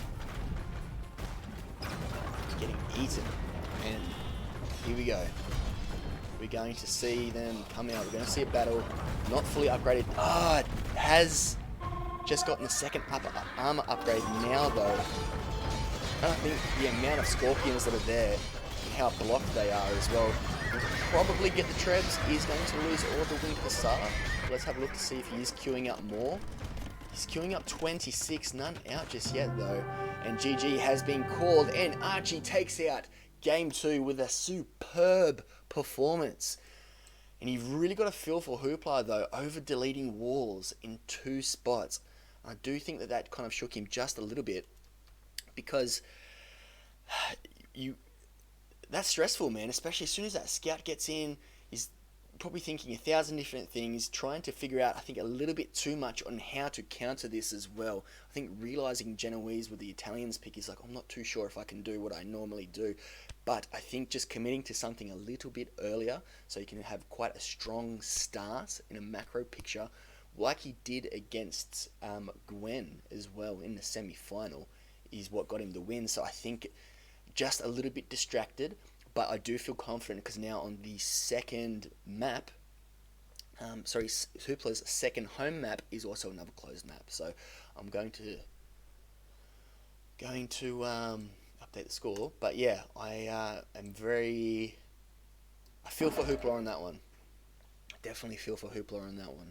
It was quite unfortunate, but also credit to Archie, played that superbly. The fast Imperial, getting there first, the instant 2 castles, going straight into Genoese, producing Scorp, also knowing to produce some cavalry. That was very well played by Archie for someone who's not an arena player. I think he did come up with a bit of a strategy, perhaps last night, maybe a little bit of a build, knowing that this would be on the cards from Hooplah. Really good scouting to counter pick poles there. I do agree, and I think that's definitely some thought has gone in from Archie, which is great to see, because that's what this tournament's all about. The Sun-Tzu Cup is about coming up with tactics, trying to come up with strategy. So even though Hooplah did have the handicap pick, Archie's still putting in the time and effort, obviously, to be able to think about what to go next. Huge game. Huge game.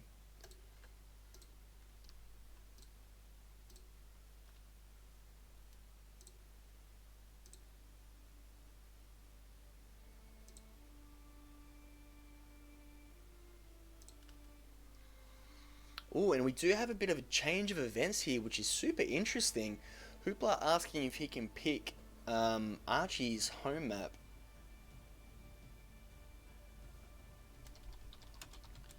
And what do we think, chat? I think that's fine. Why not? If Archie's okay with it, which it seems like he is, he said we've decided to let it slide since we have to win the next 3. Next map is City Siege, which I find interesting though, because obviously Hooplah being the closed map play, I don't know, has Hooplah come up with a strategy that he even feels more confident on with City Siege? Obviously. Interesting. Okay, so we're going to see one of Archie's home maps next.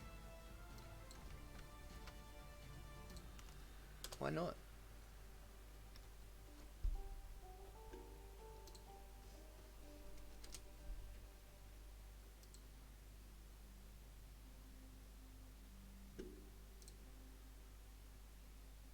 think that's bugged out. It does do that sometimes. Alright guys, so what do we think? So we are going to see City Siege now. So for those of you that don't know, let me quickly get it up. So I think there's a few of you that actually haven't seen every single game of the tournament so far. So City Siege, there we are. I love this map. As soon as we kind of played this in the map pool, I was like, when we were looking to make the map pool rather, I was like, we got to put this in here. So literally just a big city with 2 monuments in the middle, fortified walls and around, and a lot of houses. Now you start off, it's a nomad start as well. You start off with 10 men-at-arms and also a siege tower as well. So you can siege tower your men-at-arms in the middle to be able to take the monuments, or you can harass your opponent. And we actually have seen people every time they go for the monuments because we have seen how important they are.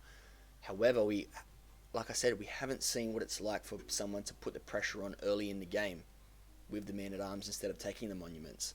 It's good to be able to have the monuments, but if you can't really expand your economy, you're going to struggle. So I wonder if we're going to see that here.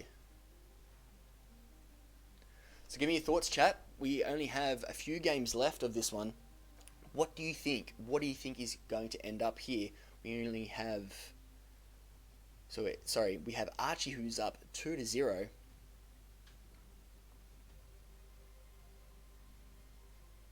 Do we think Archie's going to take out 3-0? Do we think that Hooplah is going to be able to pull it back?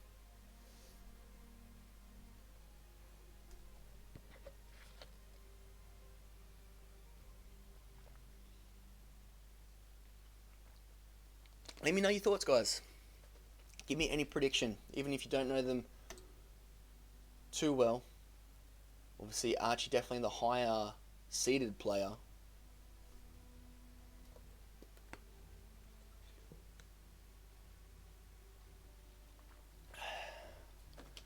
This map seems too wild card to call. It really is. It really is. We've seen some pretty cool, fun games on this one. That just kind of comes down to winging it, really. Mike Jet getting the win against Archie on this map as well. But so far, like, you can't really say like what's the player's strengths, because it just comes down to how they play this game. This is the most probably wild card map in the pool, and I love that so many people have played it. Everyone has felt the... Oh, hold on. Had wrong server. Okay. Sorry, guys. So that's actually not the right one.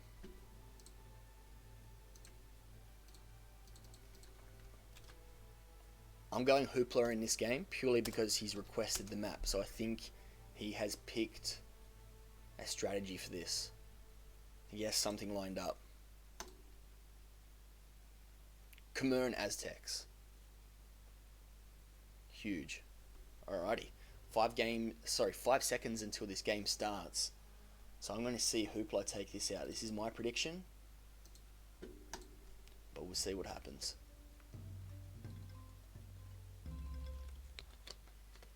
Alright. Let's go into Capture Age.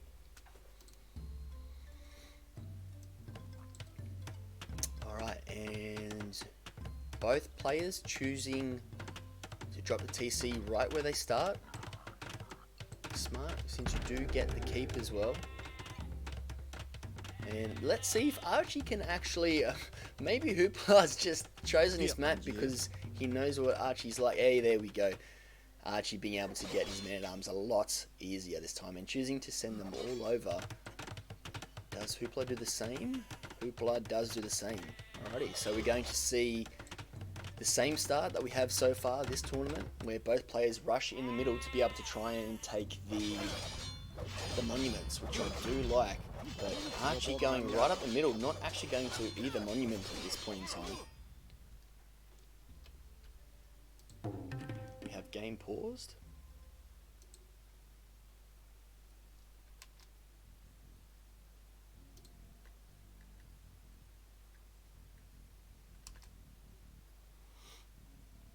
Alright, so we just have a pause game at the moment.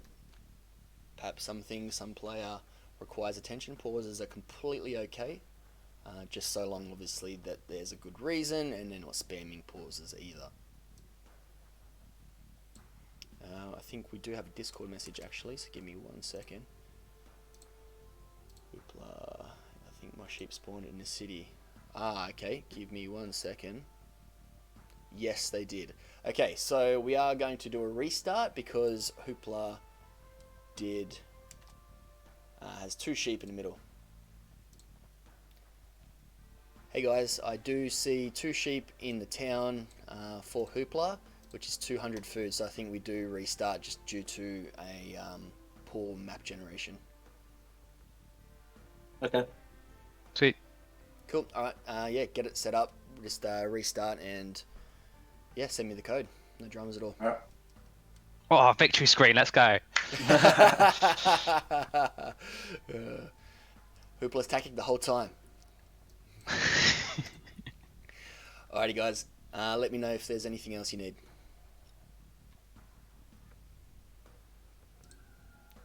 Okay.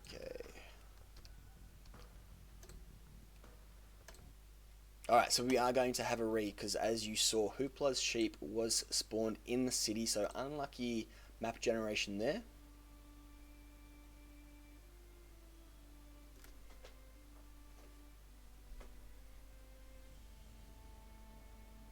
We're just going to wait for them to fire up now the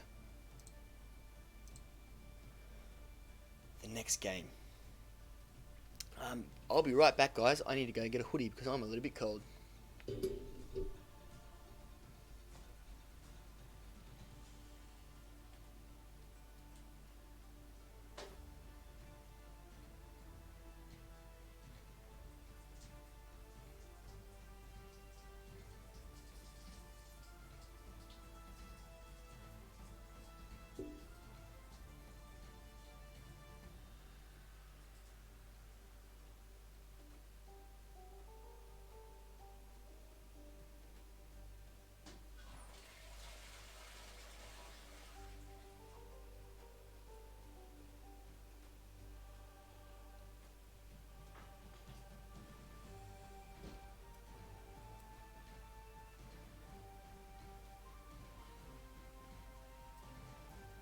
I can actually find the hoodie, but this will have to do.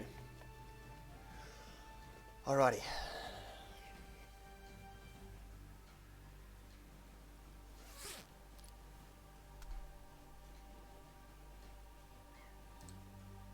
Alright, so we don't have the lobby set up just yet.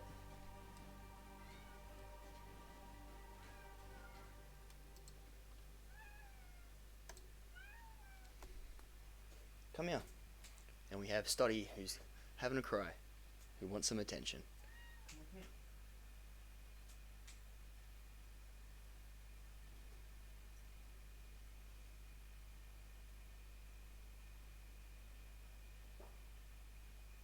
Ugh. So how we doing, chat? While we wait, unlucky generation there from Hooplah. So hopefully we get one. Well spotted though. Good thing that he did see that. I did not pick up on it. But yeah, definitely 2 sheep. I think that's quite a...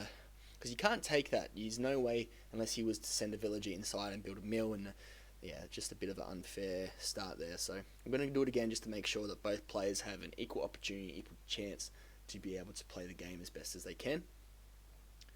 So no, I study.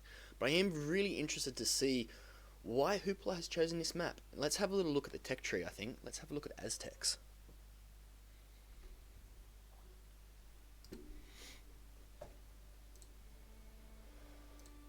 So let's get this open while we wait. Villagers carry +3.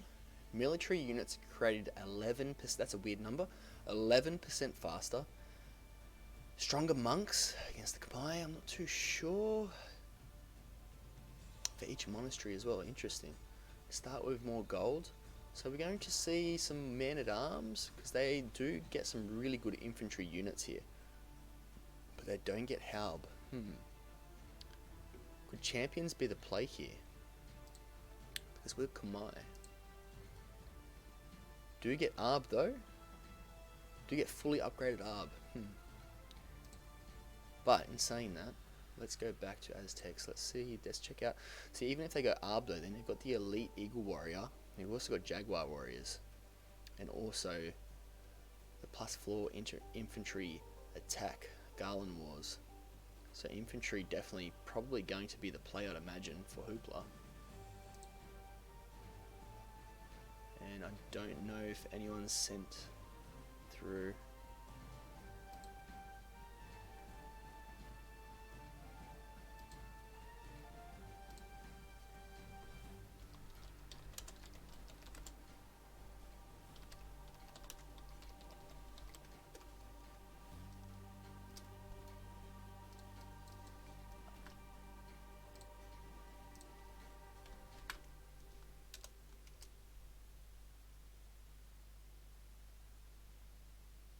Double checking with the competitors to make sure that they haven't started without sending the code.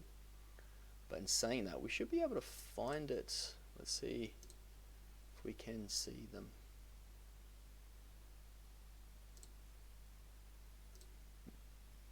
No, not host game. Spectate.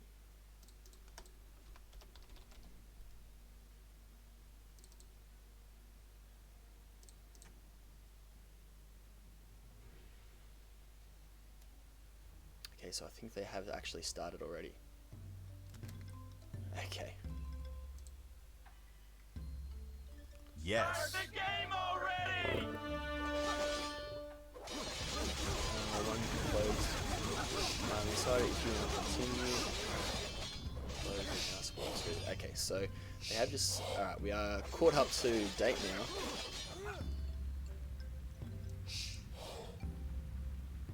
Alright, so Archie, no, Hooplah, sorry, does have control of the monument and is kind of going round and roundabout.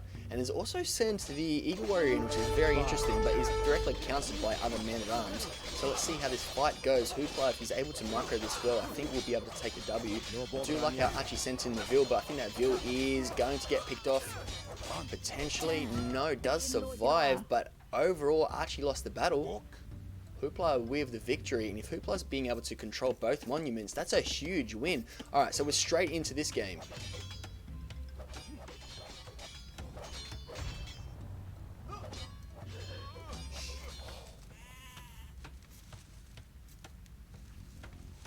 Let me get Streamlabs back up. Alright. Okay.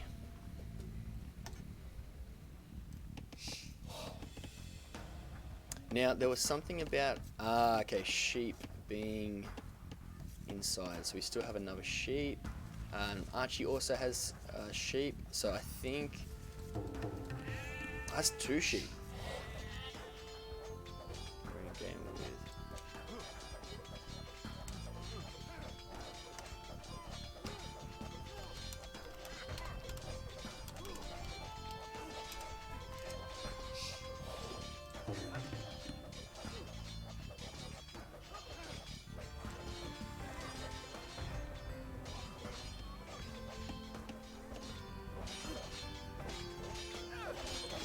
Alright, so just communicating with the competitors now and just asking, making sure that it's actually me spectating.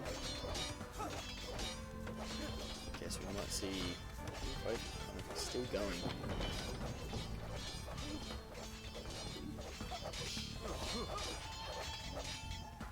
Alright, so coming back to the game, let's get back into cast mode, guys. Let me get back into psyching this up. Alright, so Hooplah now has control of both monuments, and as we've seen every time that this map has been played, is absolutely huge. So we're going to see a lot of early aggression from Hooplah.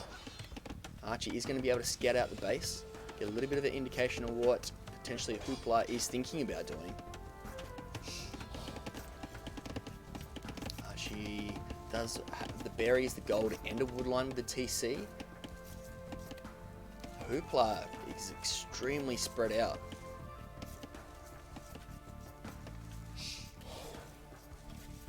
Remember, it's nomad starts, so you do get to choose where you position your TC.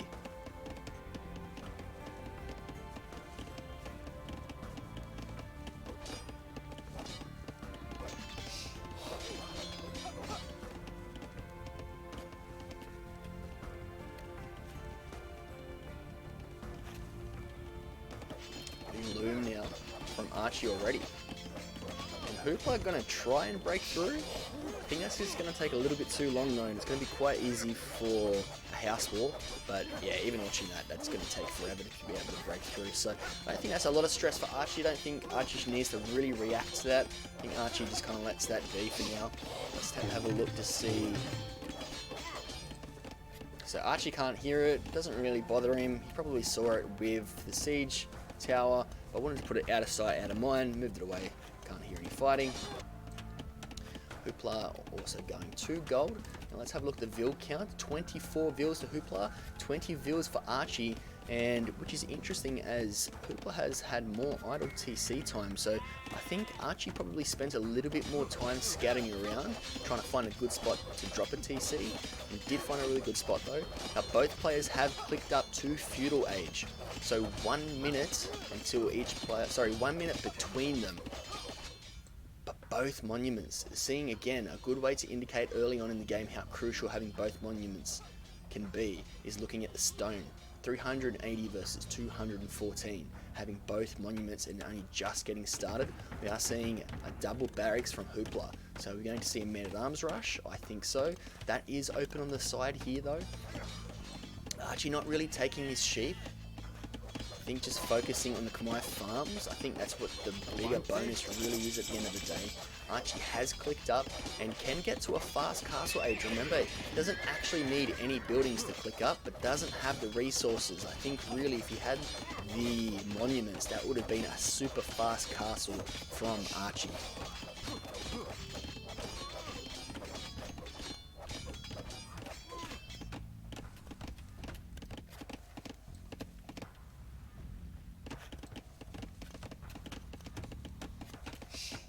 Fast Castle Eagle is also another option for the Aztecs player. Definitely has the resources to do so. I think you just take... They're going off of food, does make sense, and we are going to see a fast castle. Alarm has hit it on the head. And why not get the eco upgrades as well? You can afford it. Look at that gold already though. Insanity. And obviously Eagle's costing a lot of gold, so I think Hooplah's best position really is to definitely go some strong Eagle warriors. Once he hits castle and that building almost completed construction, and we will see castle age and Archie yet to click up. I think Archie's investing in scouts, so Archie is going to try and end this a little bit earlier. I don't think Archie really wants to see this go the distance, which I do understand, but I don't know, is it feeling too little too late, guys? He can't really do a proper scout rush in this, and he's completely walled in. Is the play, especially with the Khmer, is the play to just be able to go a fast castle? I feel like it is, just to try and get back in and at least get the monuments. There's so many things you can do on this map though.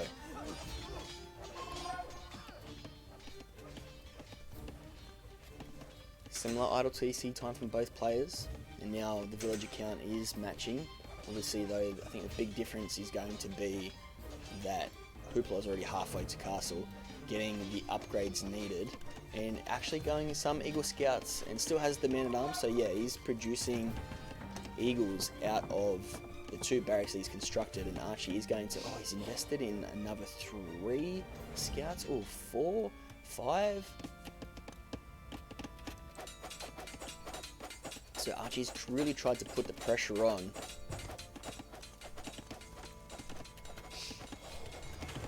Why not a fast imp? Char points out. Could even sell the stone to be able to get up just that bit quicker, and he's getting loom. I do like getting loom. I think that's a good option. Don't think we'll see a fast imp though. We're going to see some more armor upgrades, but Archie also looks to be fully walled. He is.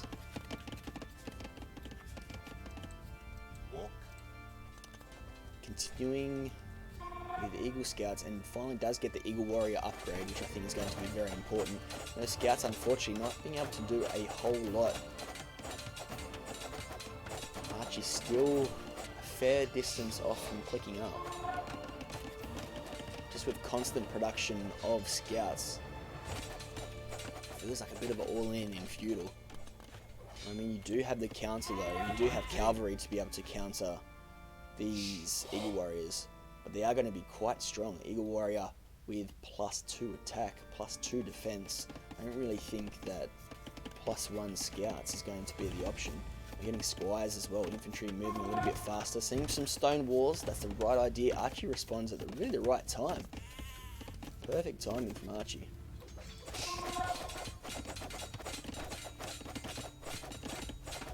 So Archie just continuing with scouts, and remember, I suppose the thing is, and yeah, just going to stonewall. They might want to hurry up though. They are doing a fair bit of damage. That is going up quite quickly, and we're going to get it down.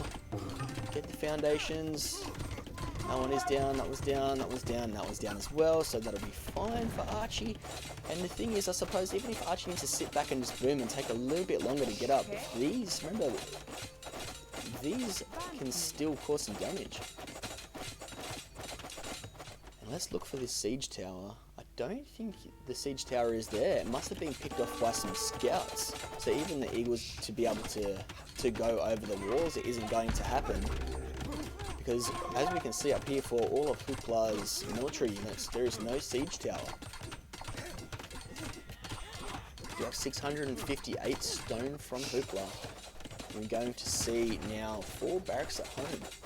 We're going to see some plaquemen. We are. So we are going to see the counter to all of these scouts that could potentially become light cav eventually. But still just having both monuments, huge. Hold on. Hold the phone. What is happening here? We're going to see some Veals go over the wall. And still continuing the production. 140 food. What is Archie playing at? What is the plan here? I'm not too sure myself. And he's now repairing the fortify. I think that's a mistake. A misclick rather. Seeing some eagles lined up here. Some pretty strong eagle warriors.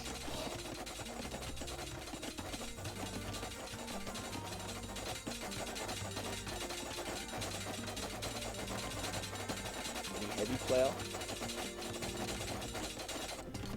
These eagles just kind of slow going. Look at this mass though. How many pikemen? We've only got 1 pikeman out. So pikemen are only being trained now, but mind you, at least they are going to have the upgrades needed to be very strong against this mass. I'm going to see them repair the house. I think that's a good call all in all. But let's have a look and see what these Veals are doing. And those men-at-arms should respond.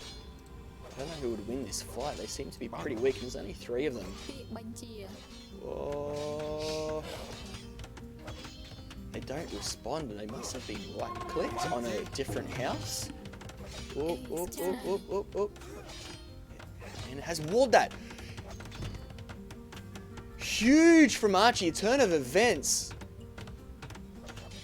The Stonewall in Feudal Age, I think a bit too distracted. So Archie causing a distraction down here, but there is going to be a fight, and I do think that Archie needs to pull out though. Pull back, pull back, pull back. Save your scouts. They are going to get annihilated by the plaque that are there. They're only scouts. Archie almost having enough resources to click up. I wonder if we're going to see instant click up. I don't think we're going to see them pull out. I think Archie's just a little bit too occupied about the middle right now to really properly notice. He's going to lose all this mass though. Isn't clicking up either. Does retreat, but after losing probably half of those scouts. Really good engagement there by Hooplah. But I really love this ability. I do think Castle over here would be a really good way to be able to put the pressure on for Archie right on that wood line. Does feel like he's walled himself a little bit short here. If those buildings were just a little bit more forward, at least he had would have somewhere to go. I don't know if it ends it, but ooh, on the right hand side. Okay, so we're not going over there since I suppose there's already a bit of pressure. But Hooplah now sending in some Veals. Where are they? The Veals have just left the base. So they haven't, they're just starting to make the journey now. We're sending 7 villagers by the look of it. No, 8 villagers. Oh, and they've gotten in. They got through the gates. Huge. But also at the same time, that gives, I don't know if you want to lose that many of them. I think Archie can still tower through this, and he's going to stone wall. I think he can do a tower defense as well to be able to kind of... Is that a hole? I think that's a hole.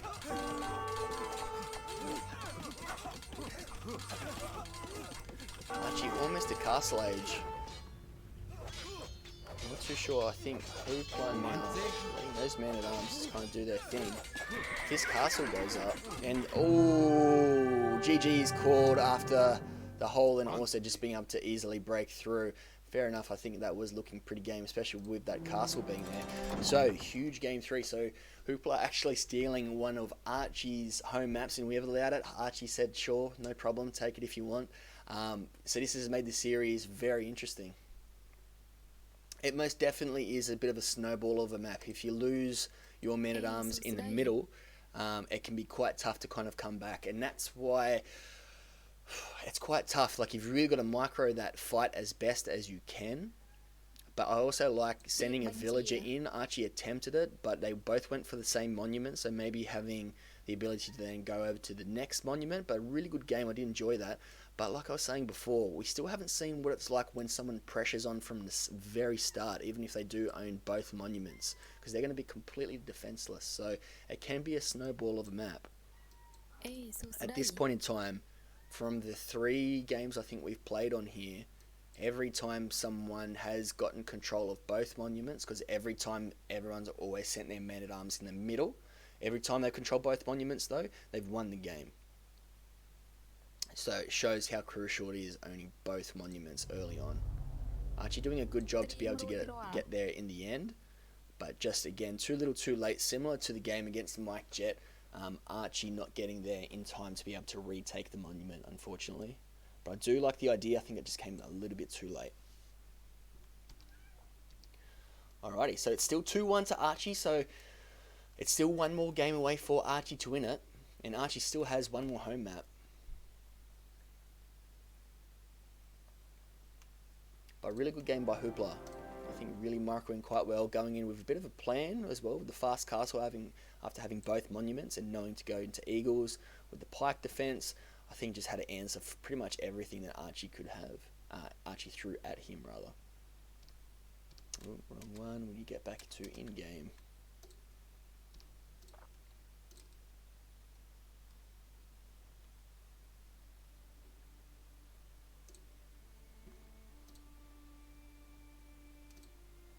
Both players seem to be teeing up the lobby.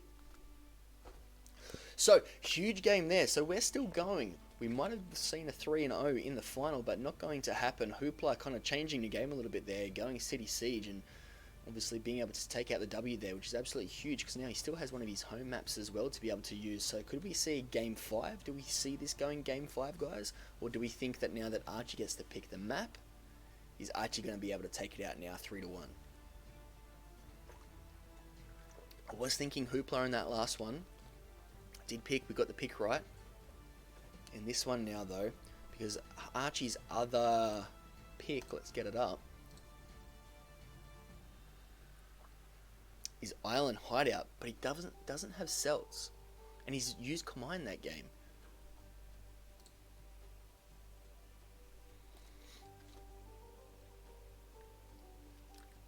So let's have a look here. Let's get... So Poles, we had a loss. Aztecs, we had a win. And who was the loss against? It was Khmer's. So Archie has had a loss. Sorry, Khmer, sorry. Loss with Khmer in that game. A win with Italians. And a win with Franks. Archie will be allowed to pick the other map if he chooses. If he wants to play Ponderina, most definitely. That wasn't quite in the rules, but it wasn't stipulated that you couldn't do that.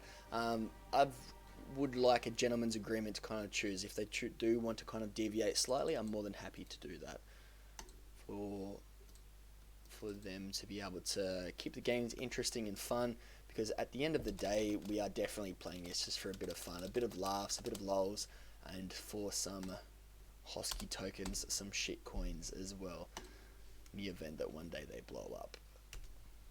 Just for a bit of fun. Archie with Saracens and Britons from Hooplah. And we're still seeing Island Hideout. And I do like the Saracens pick for the market abuse.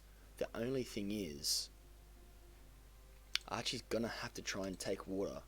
Every game we've seen Archie just race straight into the middle, own the middle, and just camp in there. But I think to really utilize this market, to be able to get some effective use out of it, getting the amount of food from the outside will be huge. So we've seen in this game, I think this will be probably the third time as well, because we've seen it, probably fourth. This is one of the most popular maps. I'm not sure with this one. I don't know who to pick. Hooplah's Britons. Cheap TCs in the centre.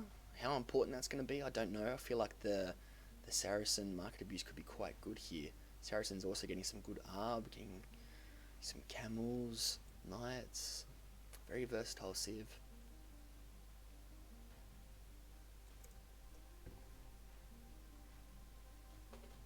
I definitely think there's a different strategy behind this charge. I would agree. I see some market abuse coming in the event that Archie's not able to get in or gets walled out of the middle. I feel like that's the idea behind it, because we did see Gwen do that in the game against Archie. Just go fast imp through market abuse, get a castle up, and just be able to tread down all the walls that Archie was able to build. Alright, so here we go, guys. We have game 4 starting now, and it's again do or die for Hooplah. If he loses this one, he will be out, and Archie will be the winner of the Sun-Tzu Cup. So it all comes down to this game. Can he survive the next round? Can he bring it back to try and get a turnaround here? Alright, we do see some house walls coming up for Archie. Alright, both players getting a bit of a scatter around their base. So it will be just a bit of more of a chill start. So sit back, relax, go make a coffee if you need to. I don't think we're going to see anything too wild too quickly. But then again, maybe not. Who knows what these guys have come up with. Alright, so we now have both players. Oh, no. Hooplah's already on wood. Oh, a bit of idle time here. And just not having the extra sheep there. Oof, idle TC and idle eco time from Hooplah, huge. That going down, the lumber camp getting a little bit lost. I think sending in some sheep now after that.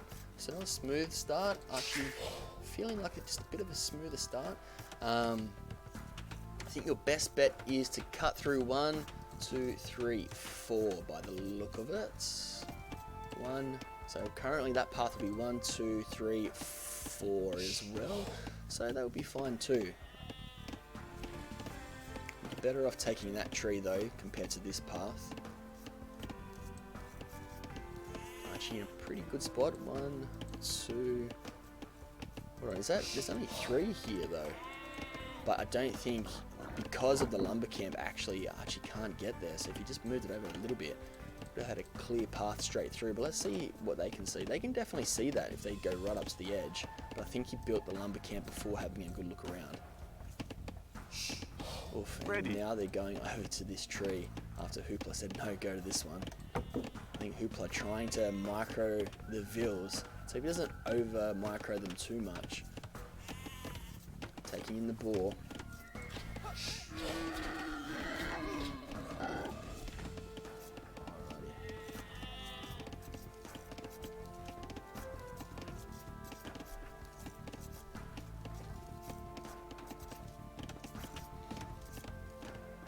We're going to see a dock now from Hooplah, quite early.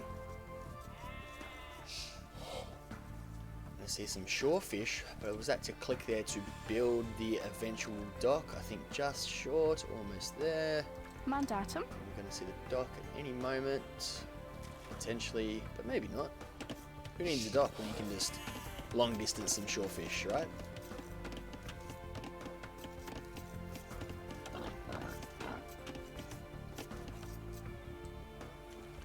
Scouts probably going to run into each other. I don't know if they're going to notice this. And the cars just, that was a sound effect for car speeding past each other. Alright, so both players going to get a good scout out of each other's bases. And the dock has been built from Hooplah. Archie just building the dock now. So a little bit later to build the dock. I don't think that's going to be anything too detrimental though. 16 to 16. Going to the second ball now. And let's have a look at the micro. Probably not. There we go. So we are getting that third tree. So we've got 3 trees to be able to get into the middle now. And Hooplah, not as efficient as probably what could be. It's a bit of a tough spot that Hooplah's in though, but you definitely probably want to go this path. That looks like a 3 tree line as well. That tree is now gone, so it looks like there's 2 here to be able to get into the middle. I think they'll be able to get through there. And Archie has 2, but instead not microed the Vills. The Vills have gone onto that tree there. Send them over here, that's going to be the better tree to take. Ooh. Fishing ship is out with the dock, so we've got 1 fishing ship. It does have 2 walled up the Vill to take the shore fish.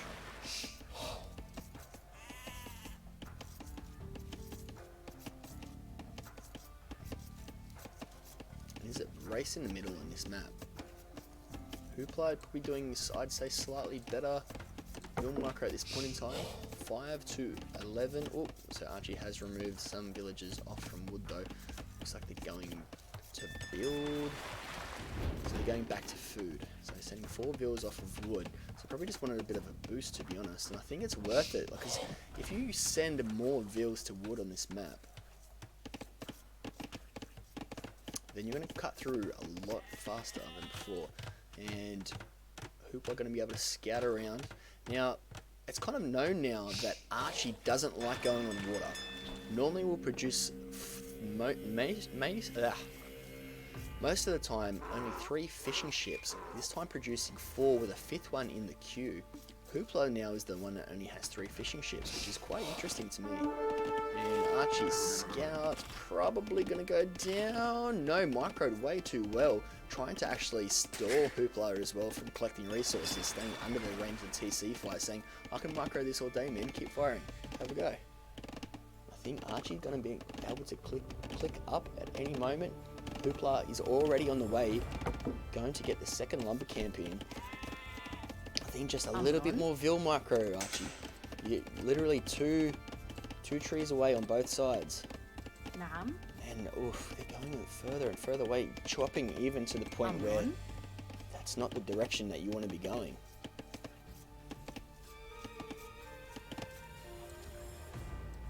So I do think we're going to see Hooplah be able to get inside a lot faster at this rate, unless we have something else in mind.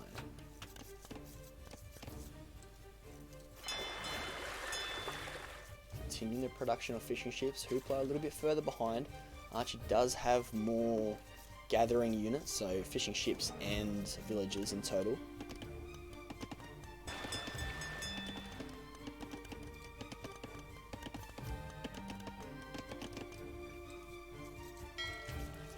About to see the action start now. Alright, Hooplah's up, about a 30-second lead.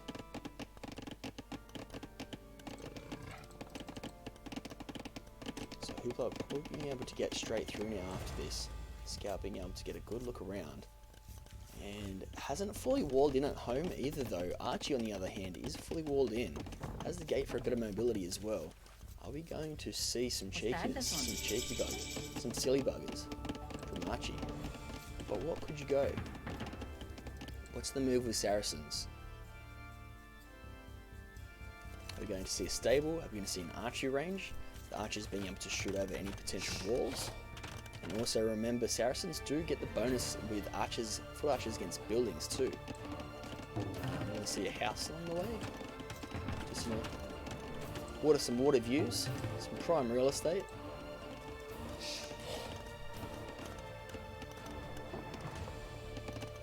Oof. Archie now over microing. I think he's realised those. Oh shit, they are not in the right spot.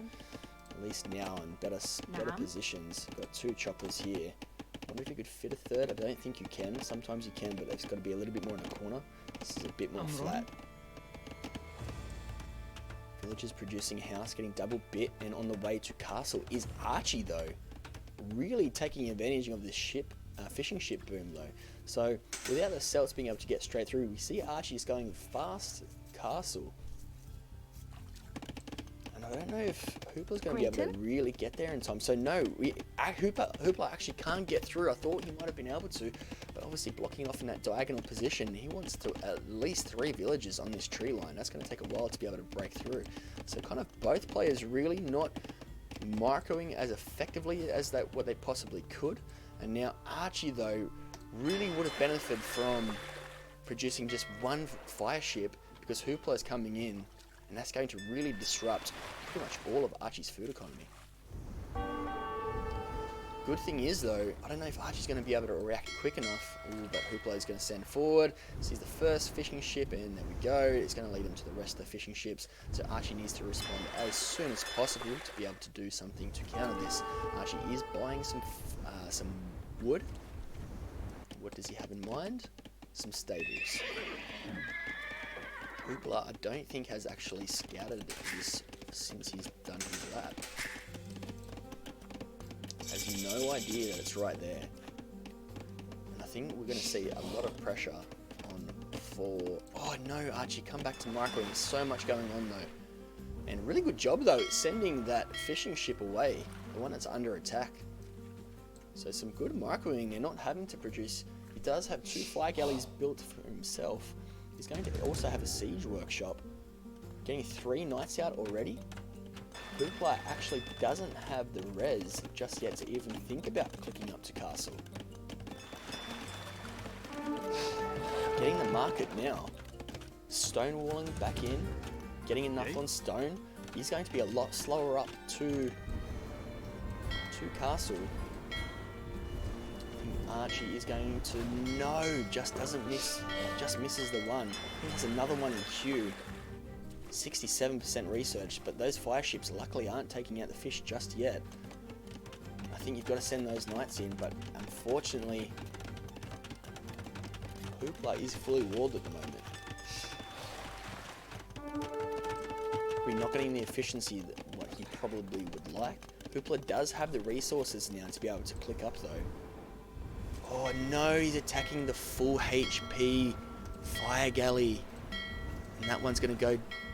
Oh, he just gets that one at least. But the problem now being there's still that weak one. Even if you were just able to put the pressure on him first, just for that one to start with, and then move on to the next one, probably still would have gotten that. And now Hooplah is palisade walling in Archie. And that's crucial too at that point, but I don't think Archie's too fast. I think Archie's okay with losing the middle now by the look of it. And now the second fire galleys come in. I think Archie has lost water. But could build another dock here. And Archie has accepted the loss on water. And now this is a big investment though for Hooplah. Obviously taking the middle and fish though. Archie's really got to try and capitalise on this, and he will with that forward castle. And that is just short of ranging the town centre, but I think if Archie gets fletching, I think that actually counts as just enough. It's right on the edge though. So Archie not really having an abundance of resources at the moment. Really is on struggle street. If Hooplah wanted to start towering in here, Archie would actually be in a lot of trouble. Ready. Archie not going to really be able to crack into the middle. Hooplah is almost in castle age as well. He's probably going to get the archers out to be able to just shoot over the edge instead of building up the towers, which would be a much smarter move. Forward siege workshop, and Hooplah just sending everything into the middle. Tough. And I do like Archie taking out the dock though, so that does kind of put Hooplah in a bit of a stranglehold for Archie now to be able to retaliate with his own navy quite comfortably too. But there is one Ville out now, which I don't think Archie's actually scouted. You wouldn't know that that one was there.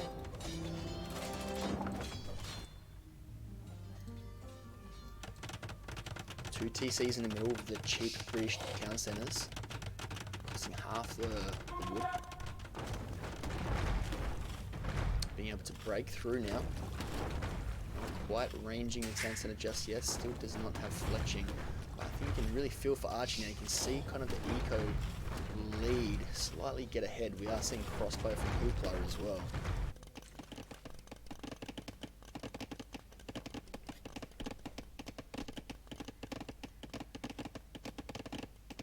I'm not sure what the play here from Archie would be. I think we've got to see these come through and be able to take out the town centre. Not that there's any... Although there are still some bills being produced out of it. They're just going to go straight in the middle. Archie really needed to get on water. The problem is now, where is this Ville? There's this one sneaky Ville that's been able to get through.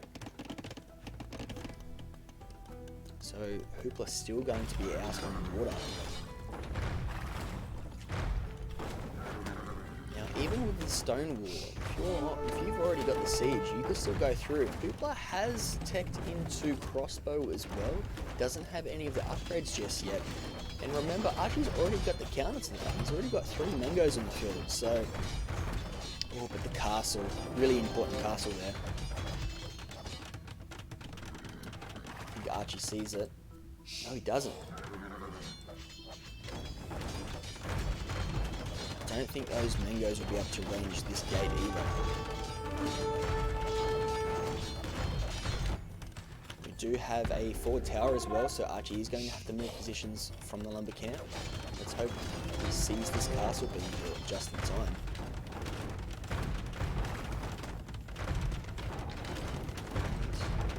Can't quite get to the gate. Well, looks like it's just the wall. Is that already open? I feel like that might be already open. TC is going to go down. A little bit of damage though to the mangonels. Archie notices, it's going to be quite hard to notice. Hooplah being able to get a really good look at what Archie is doing. Making some outposts.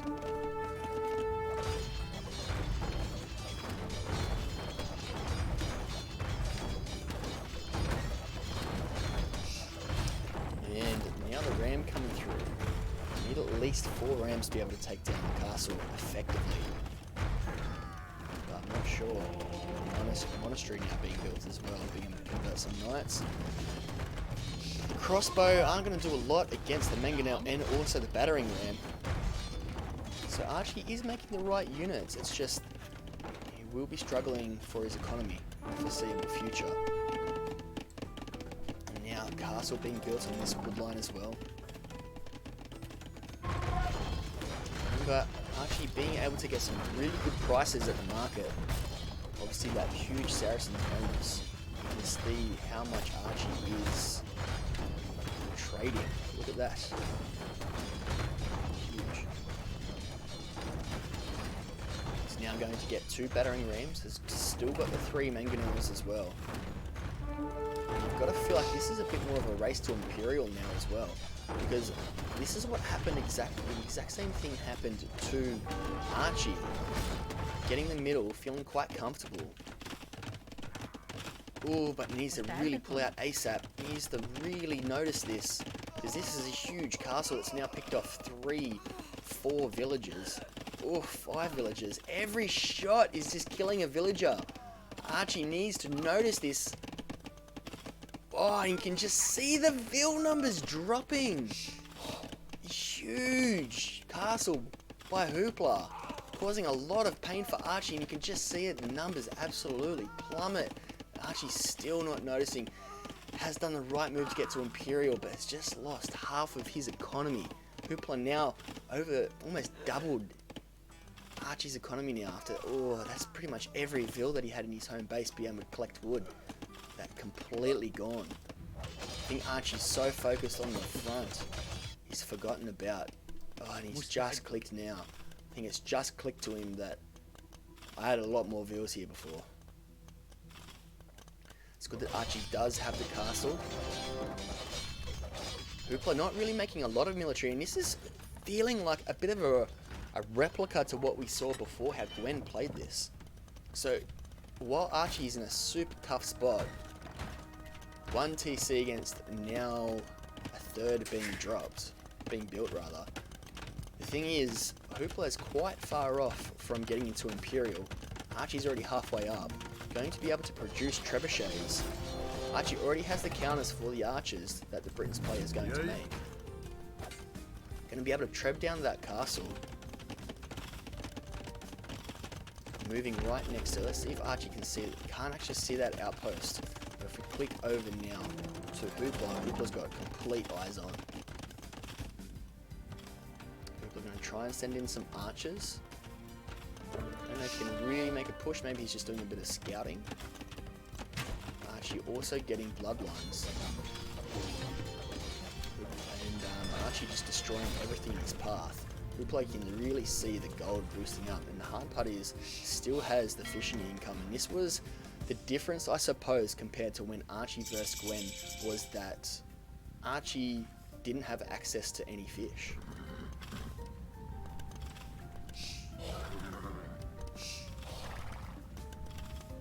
Has the knights, has the mangonels, he's producing the trebs. Are we going to see floating a lot of gold? Hooplah. I don't know if Hooplah's feeling maybe just a little bit too comfortable. And there we go, the crossbow is going to come in. And Archie responds very quickly though. Thank goodness. No. It could be GG, solid GG, if not. And it's just going to come down, and the problem is I think the fire ships are still going to cause a little bit of havoc though. Still has one fishing ship full of food. Let's see if Hooplah doesn't have gill nets. I don't think just yet. Continuing more, no, just short of getting another treb. Going to get a scorpion instead. Maybe I would like personally to see maybe 2 trebs out to be able to counter this, especially since Hooplah is almost to Imperial. And that's still a good job to being able to adapt to clicking up so quickly.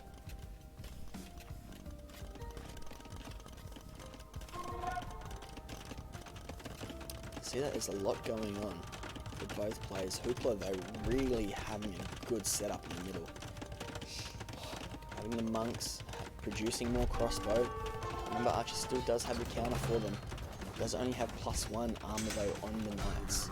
And Hooplah obviously being able to repair that castle, so that's not going to go down. Not with 1 treb. You're going to be able to waste a little bit of stone, your opponent's stone. Problem is, the opponent's already in the middle.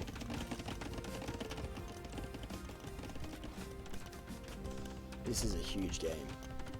If Hooplah's being able to pull this one back.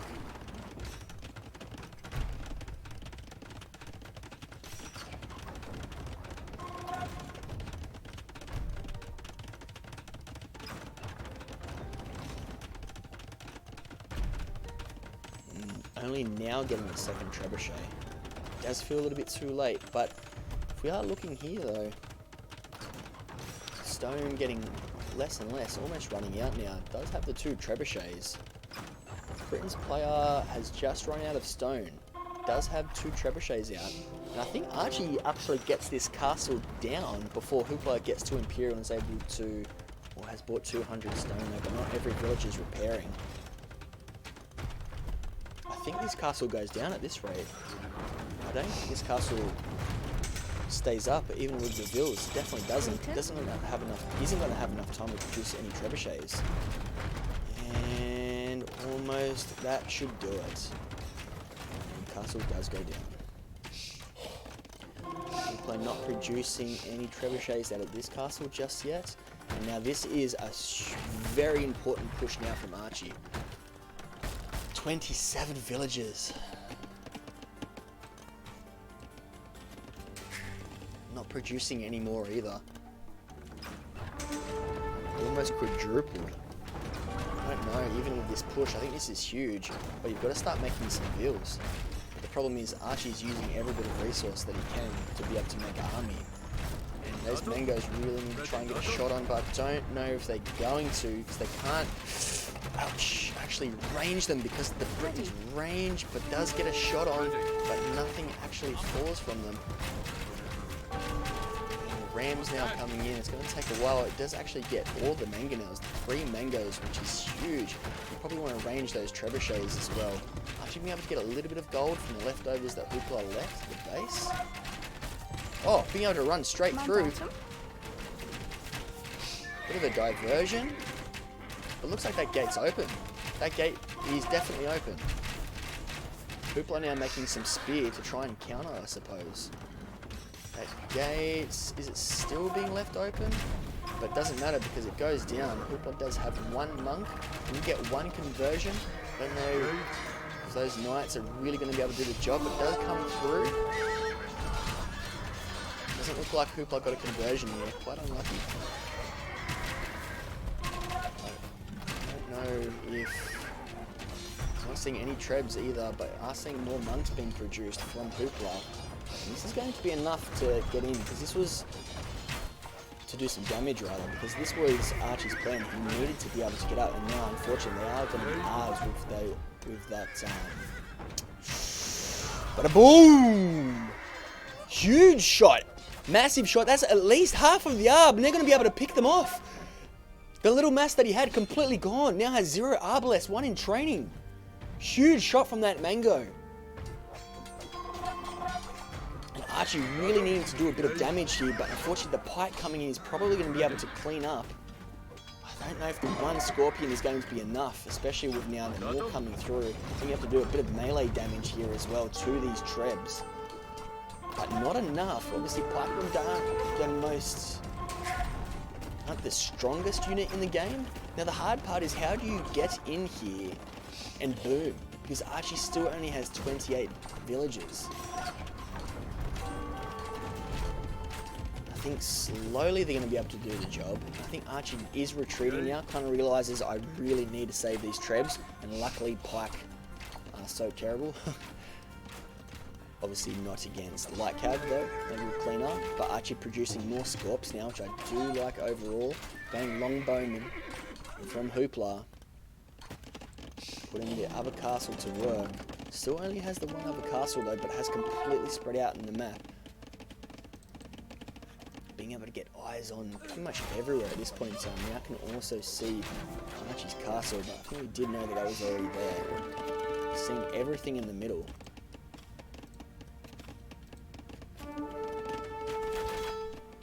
Longbowman, I think, is just going to be the answer. The siege aren't going to be able to reach them and has re-walled. Now that does feel like game as soon as those stone walls have gone up. Unfortunately, the pikeman just being able to deal with the raid. Great shot here. Archie did do a good push. It's just that he needed the food income here and to not lose the villagers.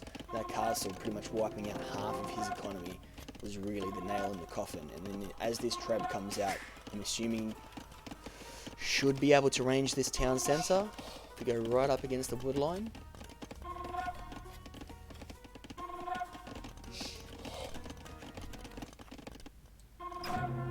And GG is called. Archie, I suppose, realising that the game has ended, the game is over, and is now actually 2 apiece. And we are going all the way to game 5, folks.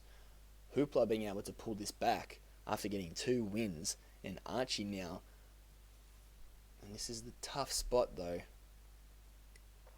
only being able to play on Pond Arena.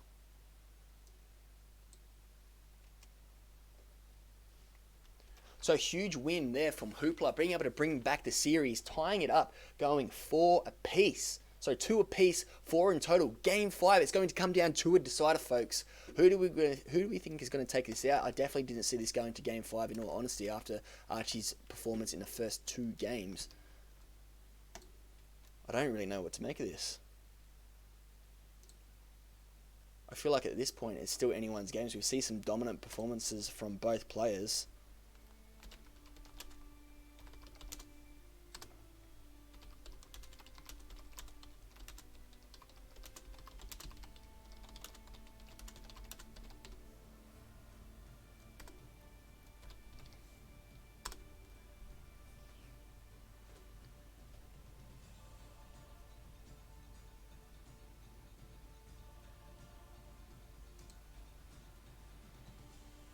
Alright, and I do have confirmation we are going to be playing on Pond Arena for the final game. So Archie, happy to play there. Perhaps has already figured out a strategy. Okay, we do have a 2-minute break though. So guys, so far from what you've seen, what are we thinking? It's 2 apiece, it's coming down to the final game.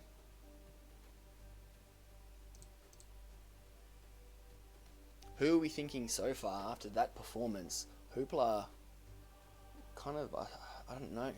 It was a really good performance, don't get me wrong. I think Archie just with the end there as well, it just shows you how important it is to truly get into the middle and micro those vills. Archie in the end didn't quite do that, unfortunately. I think Hooplah in the end did do a slightly better job at microing the vills to be able to get in. Archie did lose water, which was that was quite game changing and couldn't get it back. And then that castle was the nail in the coffin. So I think Hooplah did a good job of being able to spot the vills, adapt accordingly as well. So that was a tough game for Archie, I think, but to be able to even still make that final push, I think did really well. Definitely the right idea to go Imperial, but I think the thing that separated that game compared to the one that we saw against Archie and Gwen at the start of the series, at the start of the Cup, was being able to be on water. I think that was the differential, the breaking point, as you will. Alright guys, so we do have Pond Arena with a pond. Let's get it up on the maps.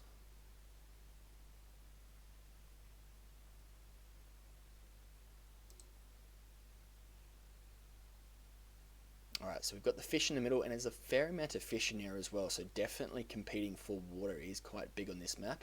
But let's have a look. I don't know if both players have planned to go this far. I don't know what civs, if they really have one in mind. Obviously the poles being taken already. I feel like probably Byzantines from Hooplah, since that's the second pick, and obviously a very good defensive civilization. Archie's Berbers or Vietnamese. I don't think you want to go Vietnamese against the Byzantines. Correct me if I'm wrong. Cataphracts, are they weak against archers? Let's have a look. Let's get the tech tree up. Definitely assuming, though, that Byzantines will be the pick from Hooplah. Remember, they do get the trample damage too, so going Haub against Byzantines doesn't quite work. They do get the option of heavy camel and paladin as well, and they do get almost fully upgraded. They don't get blast furnace though. If you are just joining us, welcome.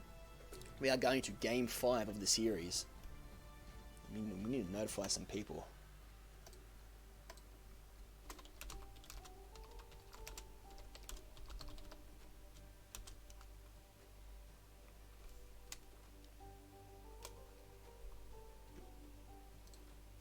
Let everybody know.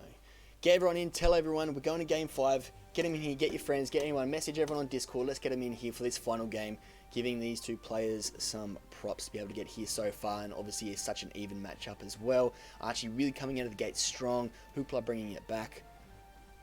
But let's have a look at the unique unit is what I want to see of the Byzantines, the Cataphract. What is the Pierce Armor on this thing? Pierce Armor 1. Okay. So, I mean, you could, but if you do go Berbers, they also do have the Camel Archer.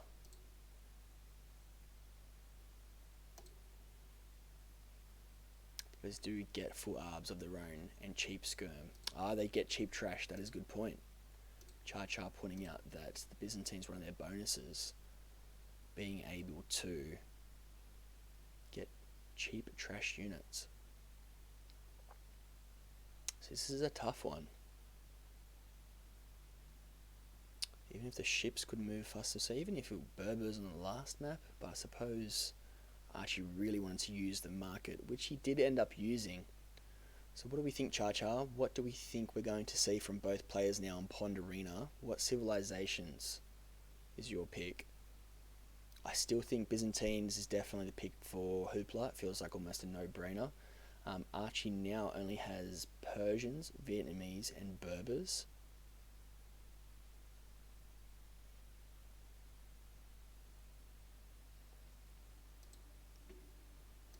Let's have a look at Persians.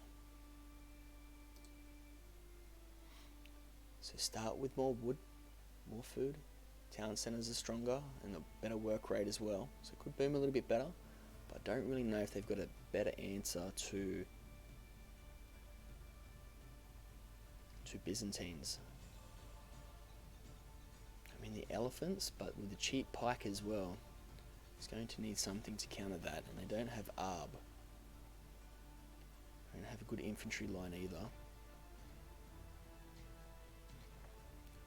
We'll be able to go paladin or hussar, fully upgraded as well.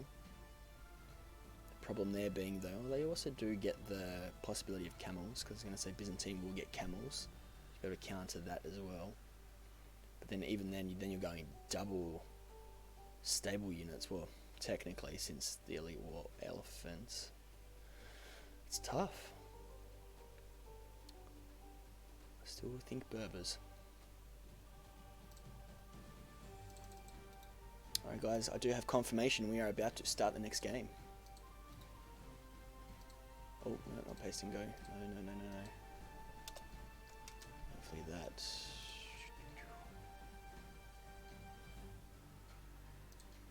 Oh, that's why it didn't run.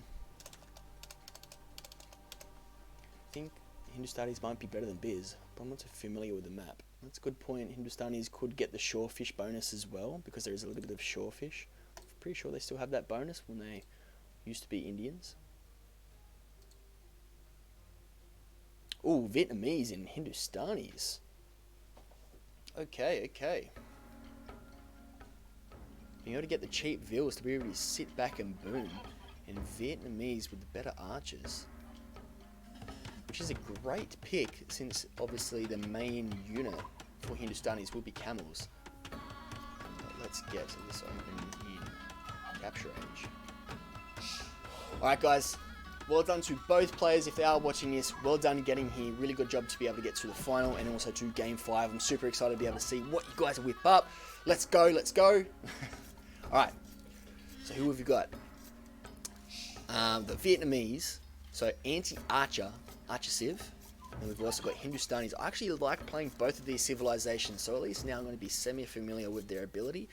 Hindustanis obviously going to be able to produce a lot of camels, light cav, be able to produce cheap villages. Vietnamese, one of the big bonuses, obviously you get to know exactly where your opponent starts, but obviously on a map like this, which is essentially arena, isn't going to be too detrimental. Isn't going to be, a huge bonus. It's probably the better word to use. And they just get those tankier archers as well. I believe it's a 20% more hit points on their archers. Hooplah scouting straight away his opponent's wall, because I remember, I think he might have some sheep out the front. No sheep. Unless they've already been collected. They have. All the turkeys are on the inside rather.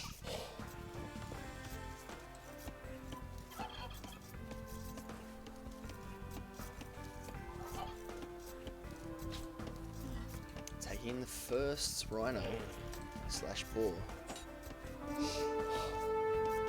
We have a little bit of scout action. Archie does, Hooplah gets the first hit here. So Archie is going to have to try and run away here. And there is enough space to be able to get through on both points, by the look of it.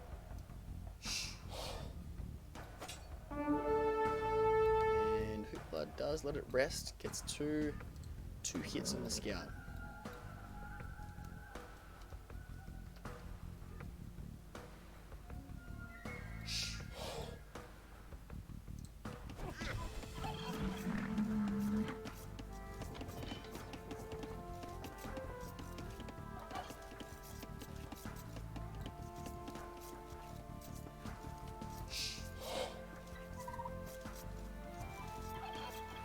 And now the question becomes, in this build, you have to deviate slightly when you're going to wood, right?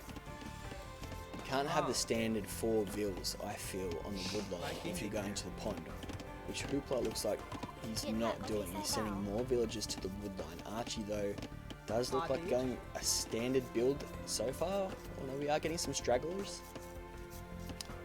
Do we usually see people docking here? We most definitely do. But we haven't actually seen... Ooh, here we go. Interesting. Sorry, Hooplah over here. Sorry, I've gotten my positions mixed up, guys. Forgive me. That's Hooplah that's on 4, and Archie has gone the extra villagers on the wood. Okay, I've got my bearings now. Okay, so... Hooplah docking here and Archie docking here. We definitely see people dock on this map. This is the first time though that both players have docked. So this is the first time we're actually going to see more of a contest for water. 5 on wood, 6 on wood. Floating more wood at the moment from Hooplah does produce the fishing ship, and so does Archie, pretty much at the same time. Although Archie is slightly ahead in the villager count. Similar idle TC time, a little bit more idle eco time from Hooplah at this point in time.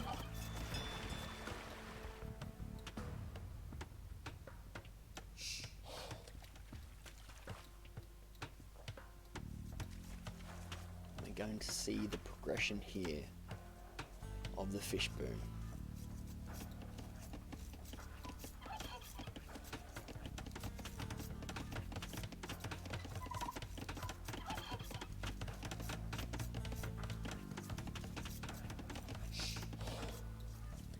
Both players being steady, 21 bills apiece at this point in time.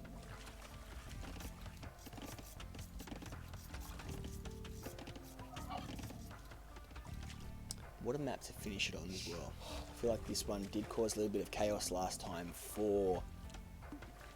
Who have we seen so far? So Hooplah has already played this map, and I believe that this is Archie's first time on here.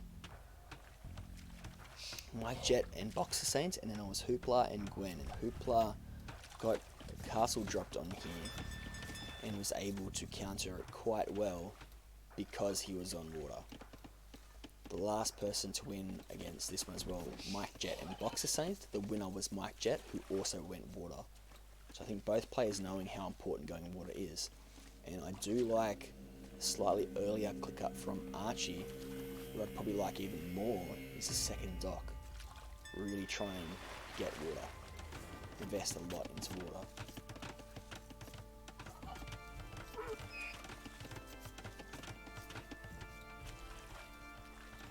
The only thing is you are going to need the extra few buildings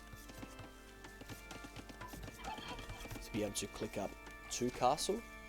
Hooplah now pushing some deer as well. Archie on the other hand still taking some turkeys. Looks like he has cleaned up. Oh no, he still has a little bit of deer. He's cleaned up the boars though.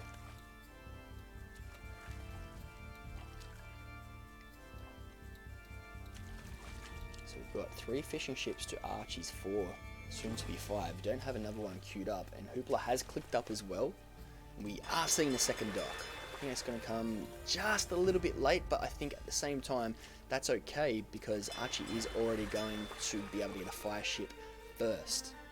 And this is going to cause a slight delay in the click up, but I think overall that's going to be okay.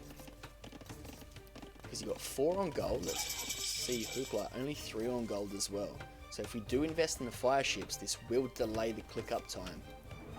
We haven't seen a fire ship just yet. We do see 2 fire ships queued up, and hopefully that one of those will be unclicked to be able to produce at the other dock, and we're going both upgrades. So Archie definitely have investing a little bit more into feudal age, and Hooplah are about to click up as well.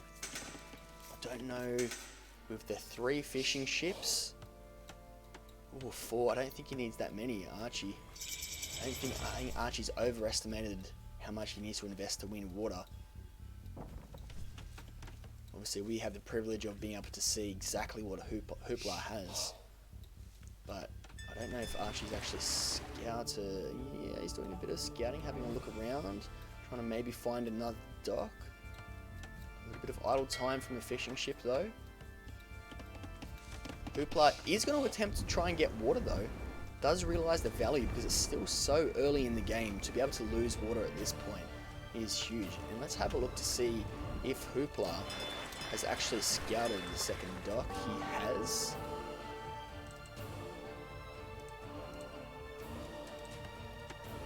And Hooplah now also investing in the economic upgrades. However, has also clicked up to castle age. Archie isn't too far off, but probably just needs to produce a few more fishing ships. I don't think he needs 6 fire galleys in total. And Hooplah looks like will lose water. He's going to send that fire ship though to try and take out a couple of fishing ships of Archie's. I feel like Archie is going to respond though. Oof, 4 in total. Probably do well to ungarrison here. Sorry, to unqueue the 2 other fire galleys.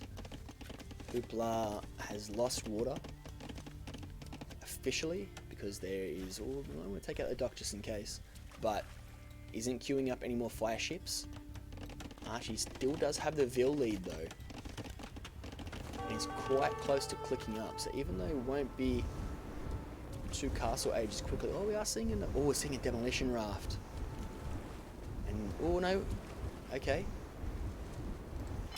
So a good way to be able to kind of make sure that even if your opponent is producing one, that you don't get blasted to smithereens, is to spread it out a little bit. But it looks like Hooplah has other plans. I'm going to see a boom, about 500 wood. I feel like we're going to see Hooplah try and out boom Archie, but I don't know if that's going to quite be the case since Archie has invested so much into feudal and also has water. But at the same time, you can go 2 ways here, right? Do you try and out boom? Or do you try and go aggressive? Me personally, I think you want to try and go with Hindustanis though. You can still get a decent boom happening. That's tough. I don't have the answer. I think, well, right now in this moment, booming is the answer. But in terms of beforehand, once you're on your way up, I feel like aggression. Know that your opponent wouldn't have a lot at home. It's all on water. Archie would be able to adapt quite quickly though. Seeing Bosaw come through, Loom only being researched now by Archie, but does have enough res to be able to click up. Does have both buildings, so maybe that was the issue why he was researching Loom. Fairly similar except for idle TC time. Archie a little bit more idle time and he's on his way to castle. So all in all, actually not a bad timing from Archie. Could have definitely been a lot worse, and he's getting all the eco upgrades, and mind you that by the time that Archie gets up, he's just still going to have a stronger economy, even though that the Hindustanis player will, but doesn't have enough for the next TC though. Is it on stone? But if you're going to boom, you'd probably want another TC by now, I feel personally.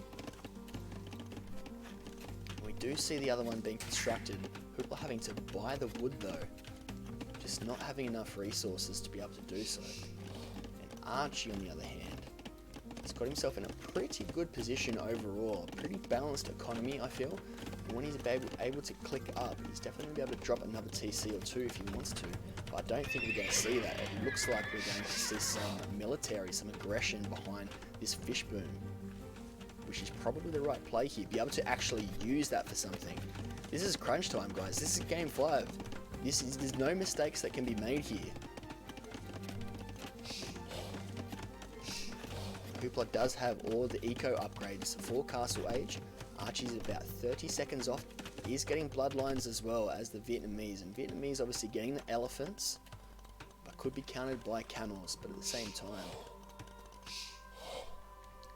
And Archie not taking this, still does have some left over. Crucial food, but I suppose he's so focused on maybe the water, it's not too much of a concern for him. But still, everything counts. And look at that food income already. 7 on stone is going to go the extra TC. I think by the time that kind of gets up as well, going to have enough wood. He's going Bosaw as well. So going a 3 TC boom now for Hooplah. Has caught up significantly for the Vil count, but the problem being, does it feel like it's too little too late? Still a lot of fish to be collected here.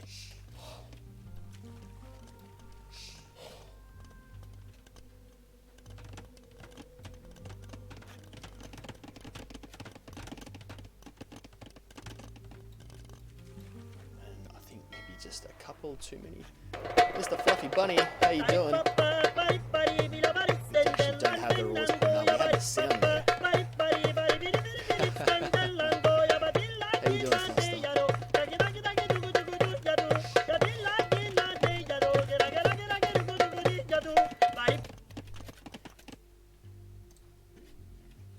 Archie really needs to utilize, I suppose, these fishing ships. Be able to really punish the opponent. I think you're really going to be able to, and that's probably why we're going to stay. We're also seeing a siege workshop, but at home, maybe a little bit more forward could be a bit more devastating. Not really on the back foot. Hooplah is booming out of his mind at the moment. But Archie, are we going to see a quick, I think this is more for a quick Imperial. Hooplah not quite there. Hasn't got the gold mining up there, only getting it now and getting stone mine.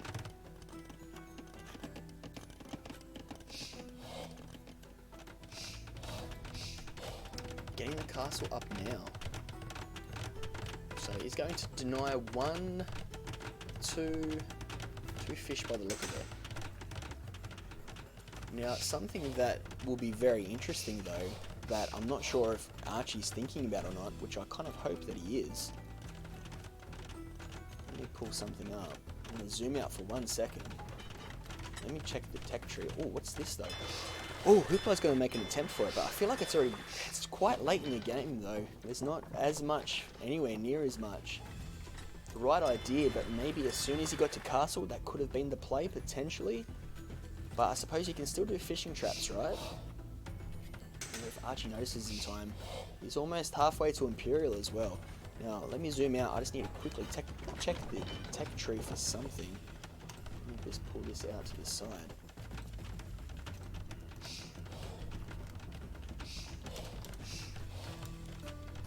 Because I'd imagine Hindustanis would, but have we thought about the cannon galleons from either player? So out to in push, completely agree, Fluffster. I'm interested, Vietnamese, they have to, right? Docks. And they do get elite cannon galleon. So there's so much more to water than even just the fish. It's also to be able to put pressure on directly up the guts. And I think if Archie thinks about that, realizes that, this could definitely be a change of pace for him. I feel like that will be really a nail in the coffin. He's 10 seconds out from Imp. He's researching all of the military upgrades needed. He's building some barracks as well. Upgrading to Pike. I think Archie's got a really good combo. He has seen the castle now. He's probably aware that, hey, I'm about to be attacked on water. Hooplah is also quite close to Imperial. I'm getting fire ship as well. Let's see if... I don't think we have seen chemistry come in just yet. Sorry, it took me a while to think of what the tech was called. And Archie floating a little bit of res, which is fine. We are going to see the War Galley upgrade come in. We're going to see, we are going to see more fire galleys now. I would like to see maybe a demolition raft as well. Oh, but Hooplah already has it. We're going to push him off of food, so Archie's going to have to try and adapt to this. Remember, 2 TC to Archie, 3 TC to Hooplah.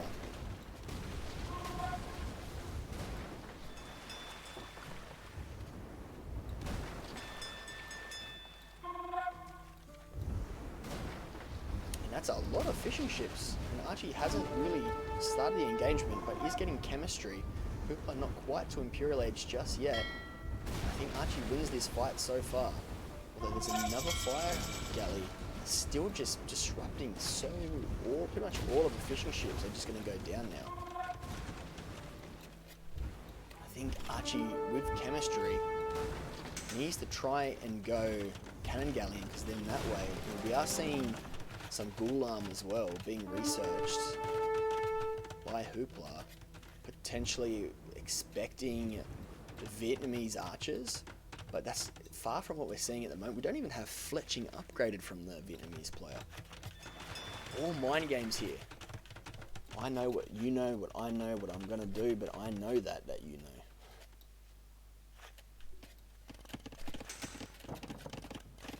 Getting a second castle now, which I do like. And the 2 siege workshops, we're going to see some bombard, and we do see the cannon galleon. So a really good move there, but we do have the demo rafts. That could be a bit of a headache for Archie. We don't see any of his own demo rafts either.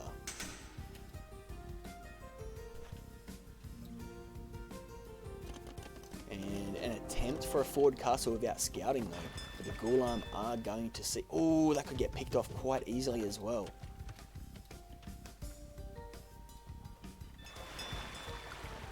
Definitely losing the fishing ships was quite huge because now Archie only has 10 on for food. Those Ghulam are going to be able to snipe the Treb. Not going to really worry about the castle either. And Pike kind of being countered as well. And Hooplah does move back, takes the next best spot on the map to be able to build a castle. Archie's going to be able to see that though. And I think we missed. Oh, that's going to go down. Huge! What a boom! And we're going to see another engagement now. The demo raft's really just causing a headache for Archie. And this Ghulam going to take down the Treb pretty quickly, being able to withstand a fair bit of castle fire too, with the +2 chainmail armor. Disgusting Civ, Mr. Fluffy Bunny. I do agree. A late game is going to be quite hard to try and outdo them. And I really think Archie's got to use this cannon galleon at least to take out the docks to begin with, so there's no more demo rafts, and then to take them out. So that's also going to be able to range this castle. So owning the middle here is huge for Archie. They're not elite just yet, just normal regular cannon galleon. We are getting fortified wall as well, producing a stable behind.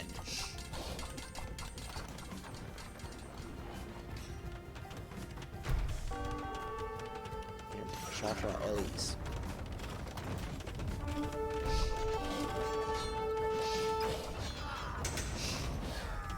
At least going cavalry to be able to counter the Hindustanis. I think that is a good play there. The Ghulams are getting picked off now. And that is pretty much Hooplah's only unit. Or it is his only military unit at the moment. Whereas Archie, a little bit everywhere, is taking the docks as well. Now it looks like the Ghulams are going to win this fight though. The Ghulams still so strong. So strong. Emotional damage! Emotional damage, losing another Treb and all those knights. Absolutely. Those Ghulams are just an absolute pest. I do believe they are getting nerfed and I can kind of see why. These cannon galleons now, being able to take down this castle could even create a bit of an opening into Hooplah's base. And if Archie does choose to go into light cav or knights, even cavalier, that could be some really deadly raids. But I think the big thing is Archie needs to really focus on rebooming 67 vills to 104. And this is what Mr. Fluffy Bunny was talking about. It's just absolutely disgusting late game. The fact that Hindustanis are already up with only 3, now the 4th one, that's huge. Hooplah having to sell a lot of food, which could be good for Archie to buy, but Archie doesn't have the gold really to buy. It does float a little bit of wood, so perhaps we can get a few more farms out, especially if we're going to go cavalry. And this is now, it's been a build-up, folks, but I feel like we're finally here. We are seeing really crunch time of this game 5, and this is what it's coming down to. How do these players respond now that we're in such a big macro position as well? The cannon galleons are eventually going to take down that castle. Almost there, one last one, boom. Move on to the next castle.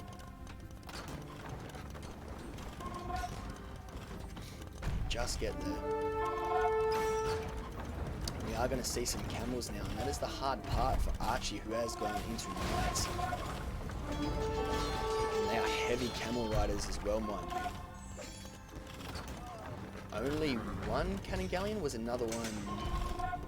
Oh, brutal! I don't know if they needed to go that quick. He slots both cannon galleons. Isn't going to quite be able to range the Treb. I think Hooplah, after taking those fishing ships, definitely that was a really big turning point in the game. We do see some monkers trying to get a conversion. Archie trying to get the Vil counts up, but it feels slightly too late. But at the same time, if he's able to do enough damage with these cannon galleons, or Bree could get some more out. Oh, this is tough.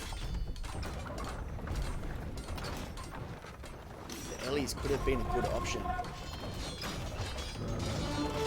We are seeing a forward castle from Archie, but from which villages? Here, there's a lot of villages too. There's everything thrown at this. Mr. Fluffy Bunny points that out. And he's going to be able to take it from a safe distance now, be able to chew up all of Hooplah's stone. He does have the 3 trebs out though. Doesn't really have an answer. He's going pike. Possibly back at home. No, in these ones here. The Ghoul will be able to come through and kind of chew through those as well. With 12 damage. There's a lot. There's more than a Camel Rider. That castle now under fire from 3 trebs. Archie now being able to push forward on that side as well. I mean, the scout not going to really do a whole lot. And doing a bit of damage with the pike that he has been able to produce. But the problem is they are some fully upgraded heavy camels. It's such a hard set to be able to counter. And I think eventually he is going to be able to break through and will be able to eat the house walls quite easily too. Look at this! Look at a Hooplah, just floating all of that res, being able to sell it. And that castle does go up from Archie. But we're also getting now another forward castle from Hooplah. That castle does also go down. And maybe you push these back a little bit more forward. I don't know if that can range, if we're right on the shoreline, could range in here, can break down some walls. Archie is in trouble. Back at home. The push from Hooplah is pretty strong.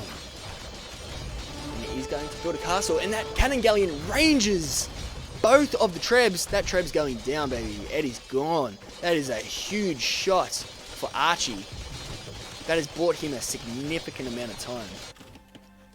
And that castle just ranges the gold. I think you could still go on these 2 though, the 2 tiles just here, but I don't know if Archie realizes that. He's hitting the house instead of, I think that might have been a misclick, guys. And they have slowly chewing through the wall. That one trebuchet doing a bit of work though. Archie just really feeling the sting of the resources though, but is on 94 vils.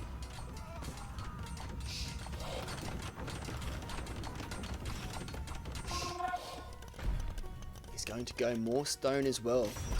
Hooplah completely off stone and doesn't have any. Oh no, sorry, it's 18 on stone. Whereabouts? So I'm trying to find just here. And forward. Potentially just over there as well. There's a lot going on over here, folks. You do see the pike, and you have forging and +1 armor as well. So not the strongest pikes, but probably enough to do a considerable amount of damage, but I don't think Archie actually sees this castle. He probably does now. He definitely does now. Some trebs even at home from Hooplah. And it still just feels like Hooplah's game at this point in time. Especially with the Ghoul being able to come in and really disrupt the pike to be able to do what they do. So it's not really doing a whole lot of damage. It would be a little bit better if we had blast from this. I think that cannon galleon might get sniped by the camel. Wow, that's doing some decent damage too. Quite brittle, that cannon galleon. And coming back home for Archie. Luckily does have the stone to repair to buy a little bit of time. Hooplah not producing any more trebs, does have bombard though. And that castle actually goes down from Archie. The Ghoul now coming out to be able to pick them off. It looks like Hooplah is just able to hang on to his own castle. Archie forced to retreat, going a monastery, looking to potentially try and get some conversions. I don't know if he has the gold. And just this mass, and I think Mr. Fluffy Bunny just bang on there, but Hindustani's late game are just so incredibly strong. But for idle vils, you just drop a TC, get some wood, and you can see how much food that Hooplah is floating in comparison to Archie. I think that is going to be quite important too. We are seeing quite a bit of engagement here. We do have the bombard as well. Is that going to be able to... That does snipe a treb actually. Great job by Archie pushing back out with the pike. definitely, I don't even think, because as Mr. Fluffy Bunny, ooh, does still take out the Treb though. But, oh, it has another one coming through, but Mr. Fluffy Bunny points out the Vietnamese Ellie is still so strong that the HP in this could be such a good counter, especially since Archie does have some of the upgrades. But he's getting +2, but has lost all the pike. So didn't really be able to see a return on that with that massive pike just going straight down to the ghoul arm. Archie is going to try and take down the walls, so potentially we could see some kind of raids. 99 veals to 122, 55 to 22 military.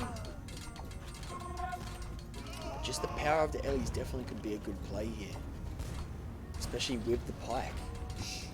They're able to take out the camels, and it's going to be quite hard for the ghoul arm to do a lot of damage. Fireship still getting a decent value for money. That bombard does end up getting sniped though.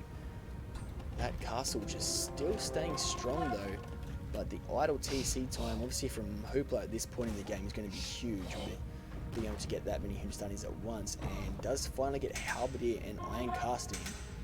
So finally going to get some strong anti-cavalry units just in time, I feel. It feels almost slightly too late, but still anyone's game.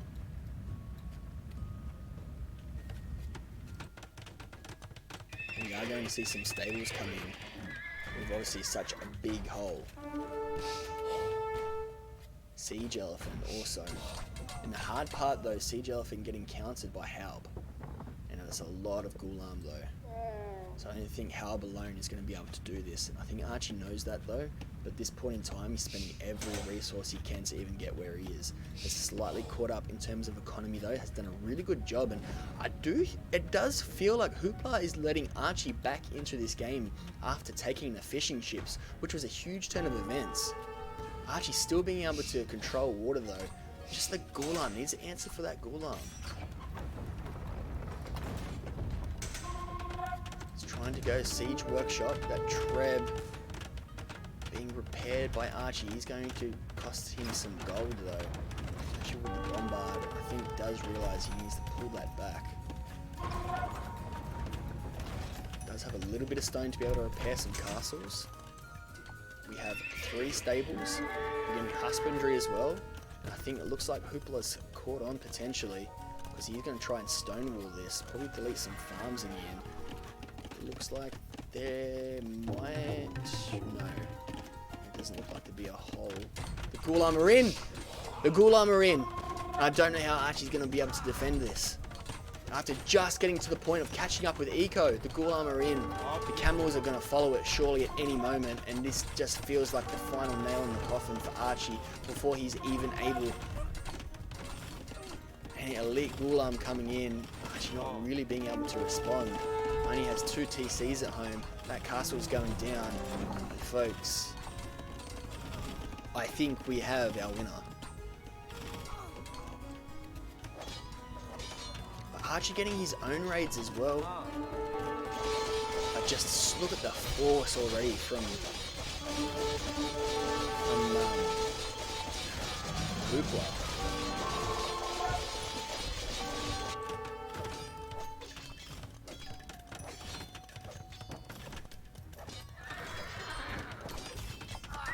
Oh, just scrambling to try and get these walls up.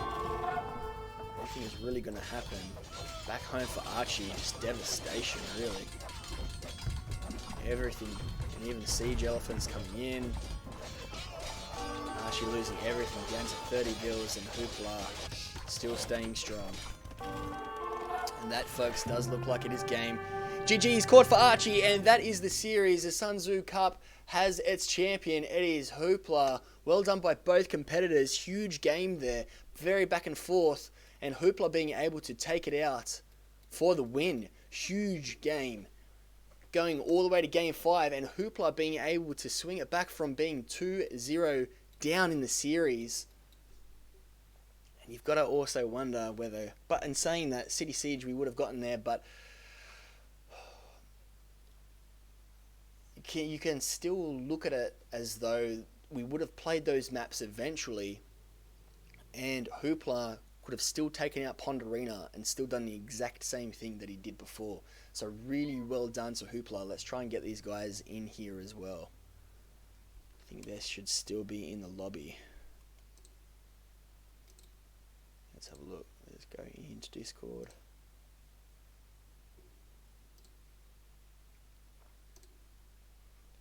Hey guys, how we doing? Congratulations, Hooplah, on being the Sun-Tzu Cup champion. Hello, hello. Hi there. Thank you. Well done, guys. That was a really crazy series. Hooplah being able to bring it back as well, from being 2 games down at the very start. Mr. Fluffy Bunny in chat saying he knew that the UK would win this tournament. Talk us through, guys. What was going on through that series? How did you find it? We'll start off with you, Archie. Yep. Talk us through the first 2 games, obviously up 2, and then Hooplah coming back on City Siege, and then also, what was the 4th map again that we had? Ponderina? No. No. It was- Oh, wait, Island Hideout. Island Hideout, yeah, getting through there as well, quite crucial. So talk us Yep. through the games, man. So talk us through from game 1, how are you feeling? Yeah, game 1, I think I just woke up and I think it was just important that I just stayed focused on everything. Yeah. And I think I was hyper-focused. I can't remember what game 1 was. What was it? That was the one where Franks versus the Oh, yep. Cumans. Yeah, I went the berries. I knew that there was like berries everywhere across the map. Yeah. Well, not everywhere, like at the start, at Death Alley. And I just knew that having the Frank bonus was just going to be good there, I think. Yeah, definitely. Definitely showed a good performance there. And then moving in to game 2 as well, where we had the countering of the handicap with the poles on double arena. Really well played there. Yep. Was that a strategy? Did you pick that from the start? Did you do a bit of scouting and be like, this is what I'm going to answer to the poles double arena pick? Well, I had an image in my head. It was in my notes, actually. My strat was just a fast Imperial. Yep. You know, that's all I said in my notes. Fast Imperial siege. Yeah. And then I was like looking at the civs and I was like, Italian makes sense. Yeah, definitely good call. And Hooplah, Yeah. how are you feeling after that as well? I got to ask, because we were feeling for you down here in chat. It felt as though like that's your handicap. Like, are we going to go 3-0 here? Yeah, I wasn't.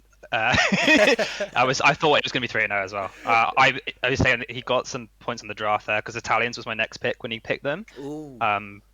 And then as soon as it came up, I was expecting it on Island Hideout, and as soon as it came up, I was like, I got no idea what to make. And I think both the first 2 games, I was a bit flailing around because like Cumans, I think I probably had quite a big eco lead, but I just really I didn't play a lot of Cumans, and I just did not know what to do. Like I knew that like I was trying to go Halb, it was really messy, and Archie made it messy in the first game, like really well. After that second game on that double arena, which I thought was my best map with my best civ, I was like, oh dear. So we went for the YOLO with City Siege a little bit because it's just that one's so swingy. I kind of felt like if I could win the first fight, then I had a good chance to get myself back in this series. Yeah, definitely. The first fight really swung that match. The Eagle Scout in there was really surprising, and I was like, wow. Yeah, it was the extra addition there because you can't put cavalry in a siege tower, right? Yep. Yeah, so that just gave you a little bit of a bonus. I did like the villager in there, Archie, as well, and I like that push in the end where you did stonewall it too. But it's just so hard. I think we had Llama in chat mentioning how it just feels like a bit of a snowball. If you do get both of the monuments so early in the game and you yourself have gone all in with Man-at-Arms to do so, it is quite difficult to come back from that. Yep. Yeah. My original plan for that was just to wall out anyone with the free stone. Out of both was the idea, but I think I needed to secure the first fight. Yeah, you invested a lot into scouts from memory as well. Yes. Was that the idea to try and save them as well, so they'd be like Cav later on? Yeah, ideally, yeah. Yeah. Hooplah doing a really good job of taking into Pike, and I don't think you quite caught on as quick as obviously what you would have liked. I think you lost about half of them, which was would have been quite difficult to really come back from. But Yeah. But yeah, good game there for Hooplah. I think that really was a big momentum shift for you, Hooplah. So going Yeah. into game 4, what were the thoughts there for what civs that you both picked? We'll start with you, Hooplah. Well, there's another good draft because I was going to go Burgundians and go feudal. Sorry, Dark Age double bid axe to try and cut through. Yep. And I banned Celts. I thought that the map probably wasn't too bad for me because I don't mind water. It's closed. But I didn't want to play as Celt strats because I was trying stuff. We practiced trying to like a Turk fast imp and come in with hussars and things, and it was just like didn't really work. Yep. Yeah, and so then I just went Britons because I thought the hideout civs that are good range, and after the first I was burned by the Italians, so I didn't think we had anyone who was particularly great against Britons. True. Didn't really. I could have gone, I suppose, the Vietnamese, but I don't think you really would have thought to go Vietnamese on that map. I definitely wouldn't have gone Vietnamese. Yeah. No, I went Saracens for the market abuse. Yeah, I did think that, and I thought that was probably your best pick for the civs that you had. I thought that was a good pick as well. Yeah. But what hurt that, I think the moment where the game kind of felt, I want to say, over in a way, was that castle that Hooplah built on the wood line that you moved to and you didn't notice until easily half those villas went down. And I felt for you, man. I was watching it on stream. We were all watching it together. 1 goes down, 2 goes down. And it was just like, oh, no, Archie's so focused on the forward push. Yeah, that was very critical. That castle really surprised me. It was really good. Well played. Yeah, definitely well played by Hooplah there. But I did like your plan going into that one. And in this game as well, so I didn't pick either civ. I was expecting like Byzantines from Hooplah, but obviously Hindustani is so good late game and a good booming civ as well. It does make sense. And I wasn't too sure with you, Archie. I was back and forth. I didn't know what you were going to go. So why Vietnamese, Archie? There was 2 options I had. I think it was Persians, but then I was looking at it and it had Hindustanis, and I think all of his civs are like camel civs almost. Yeah. Like Byzantines. Like his two picks was Hindustanis or was it Byzantines? The other one. Byzantines, correct. Yeah, and they were like really strong camel civs, and I didn't want to go into just a cavalry civ. Yep. So I decided to go Vietnamese, hoping that he didn't go Hindustanis, but I feel like I got red. Yeah, slight debate there perhaps. Were you expecting Vietnamese, Hooplah? Yeah, I was torn. I didn't know if it would be Byzantines or Berbers, and I didn't like. I was a bit worried about camel archers, so I actually went away and Googled how to Gulag do against camel archers in the little break. But yeah, I felt like they're a bit too strong right now, right? They've got so many options for everything. Correct, And be it even better, yeah. Yeah, the Berber pick was kind of like a bait, anyways, because I didn't plan on playing Berbers on any of these maps. Oh right, and you took it so early as well, though. Yeah, because I know, like it's my strongest civ. Yeah. And I know people like are kind of probably going to expect it if they look at my win rates, because Berber's like really strong. Yeah, but that's only on Arabia, so I don't actually play it on non-Arabia maps. That's true as well. But I wanted it there for like a mind game thing. Yeah, nice. I like it.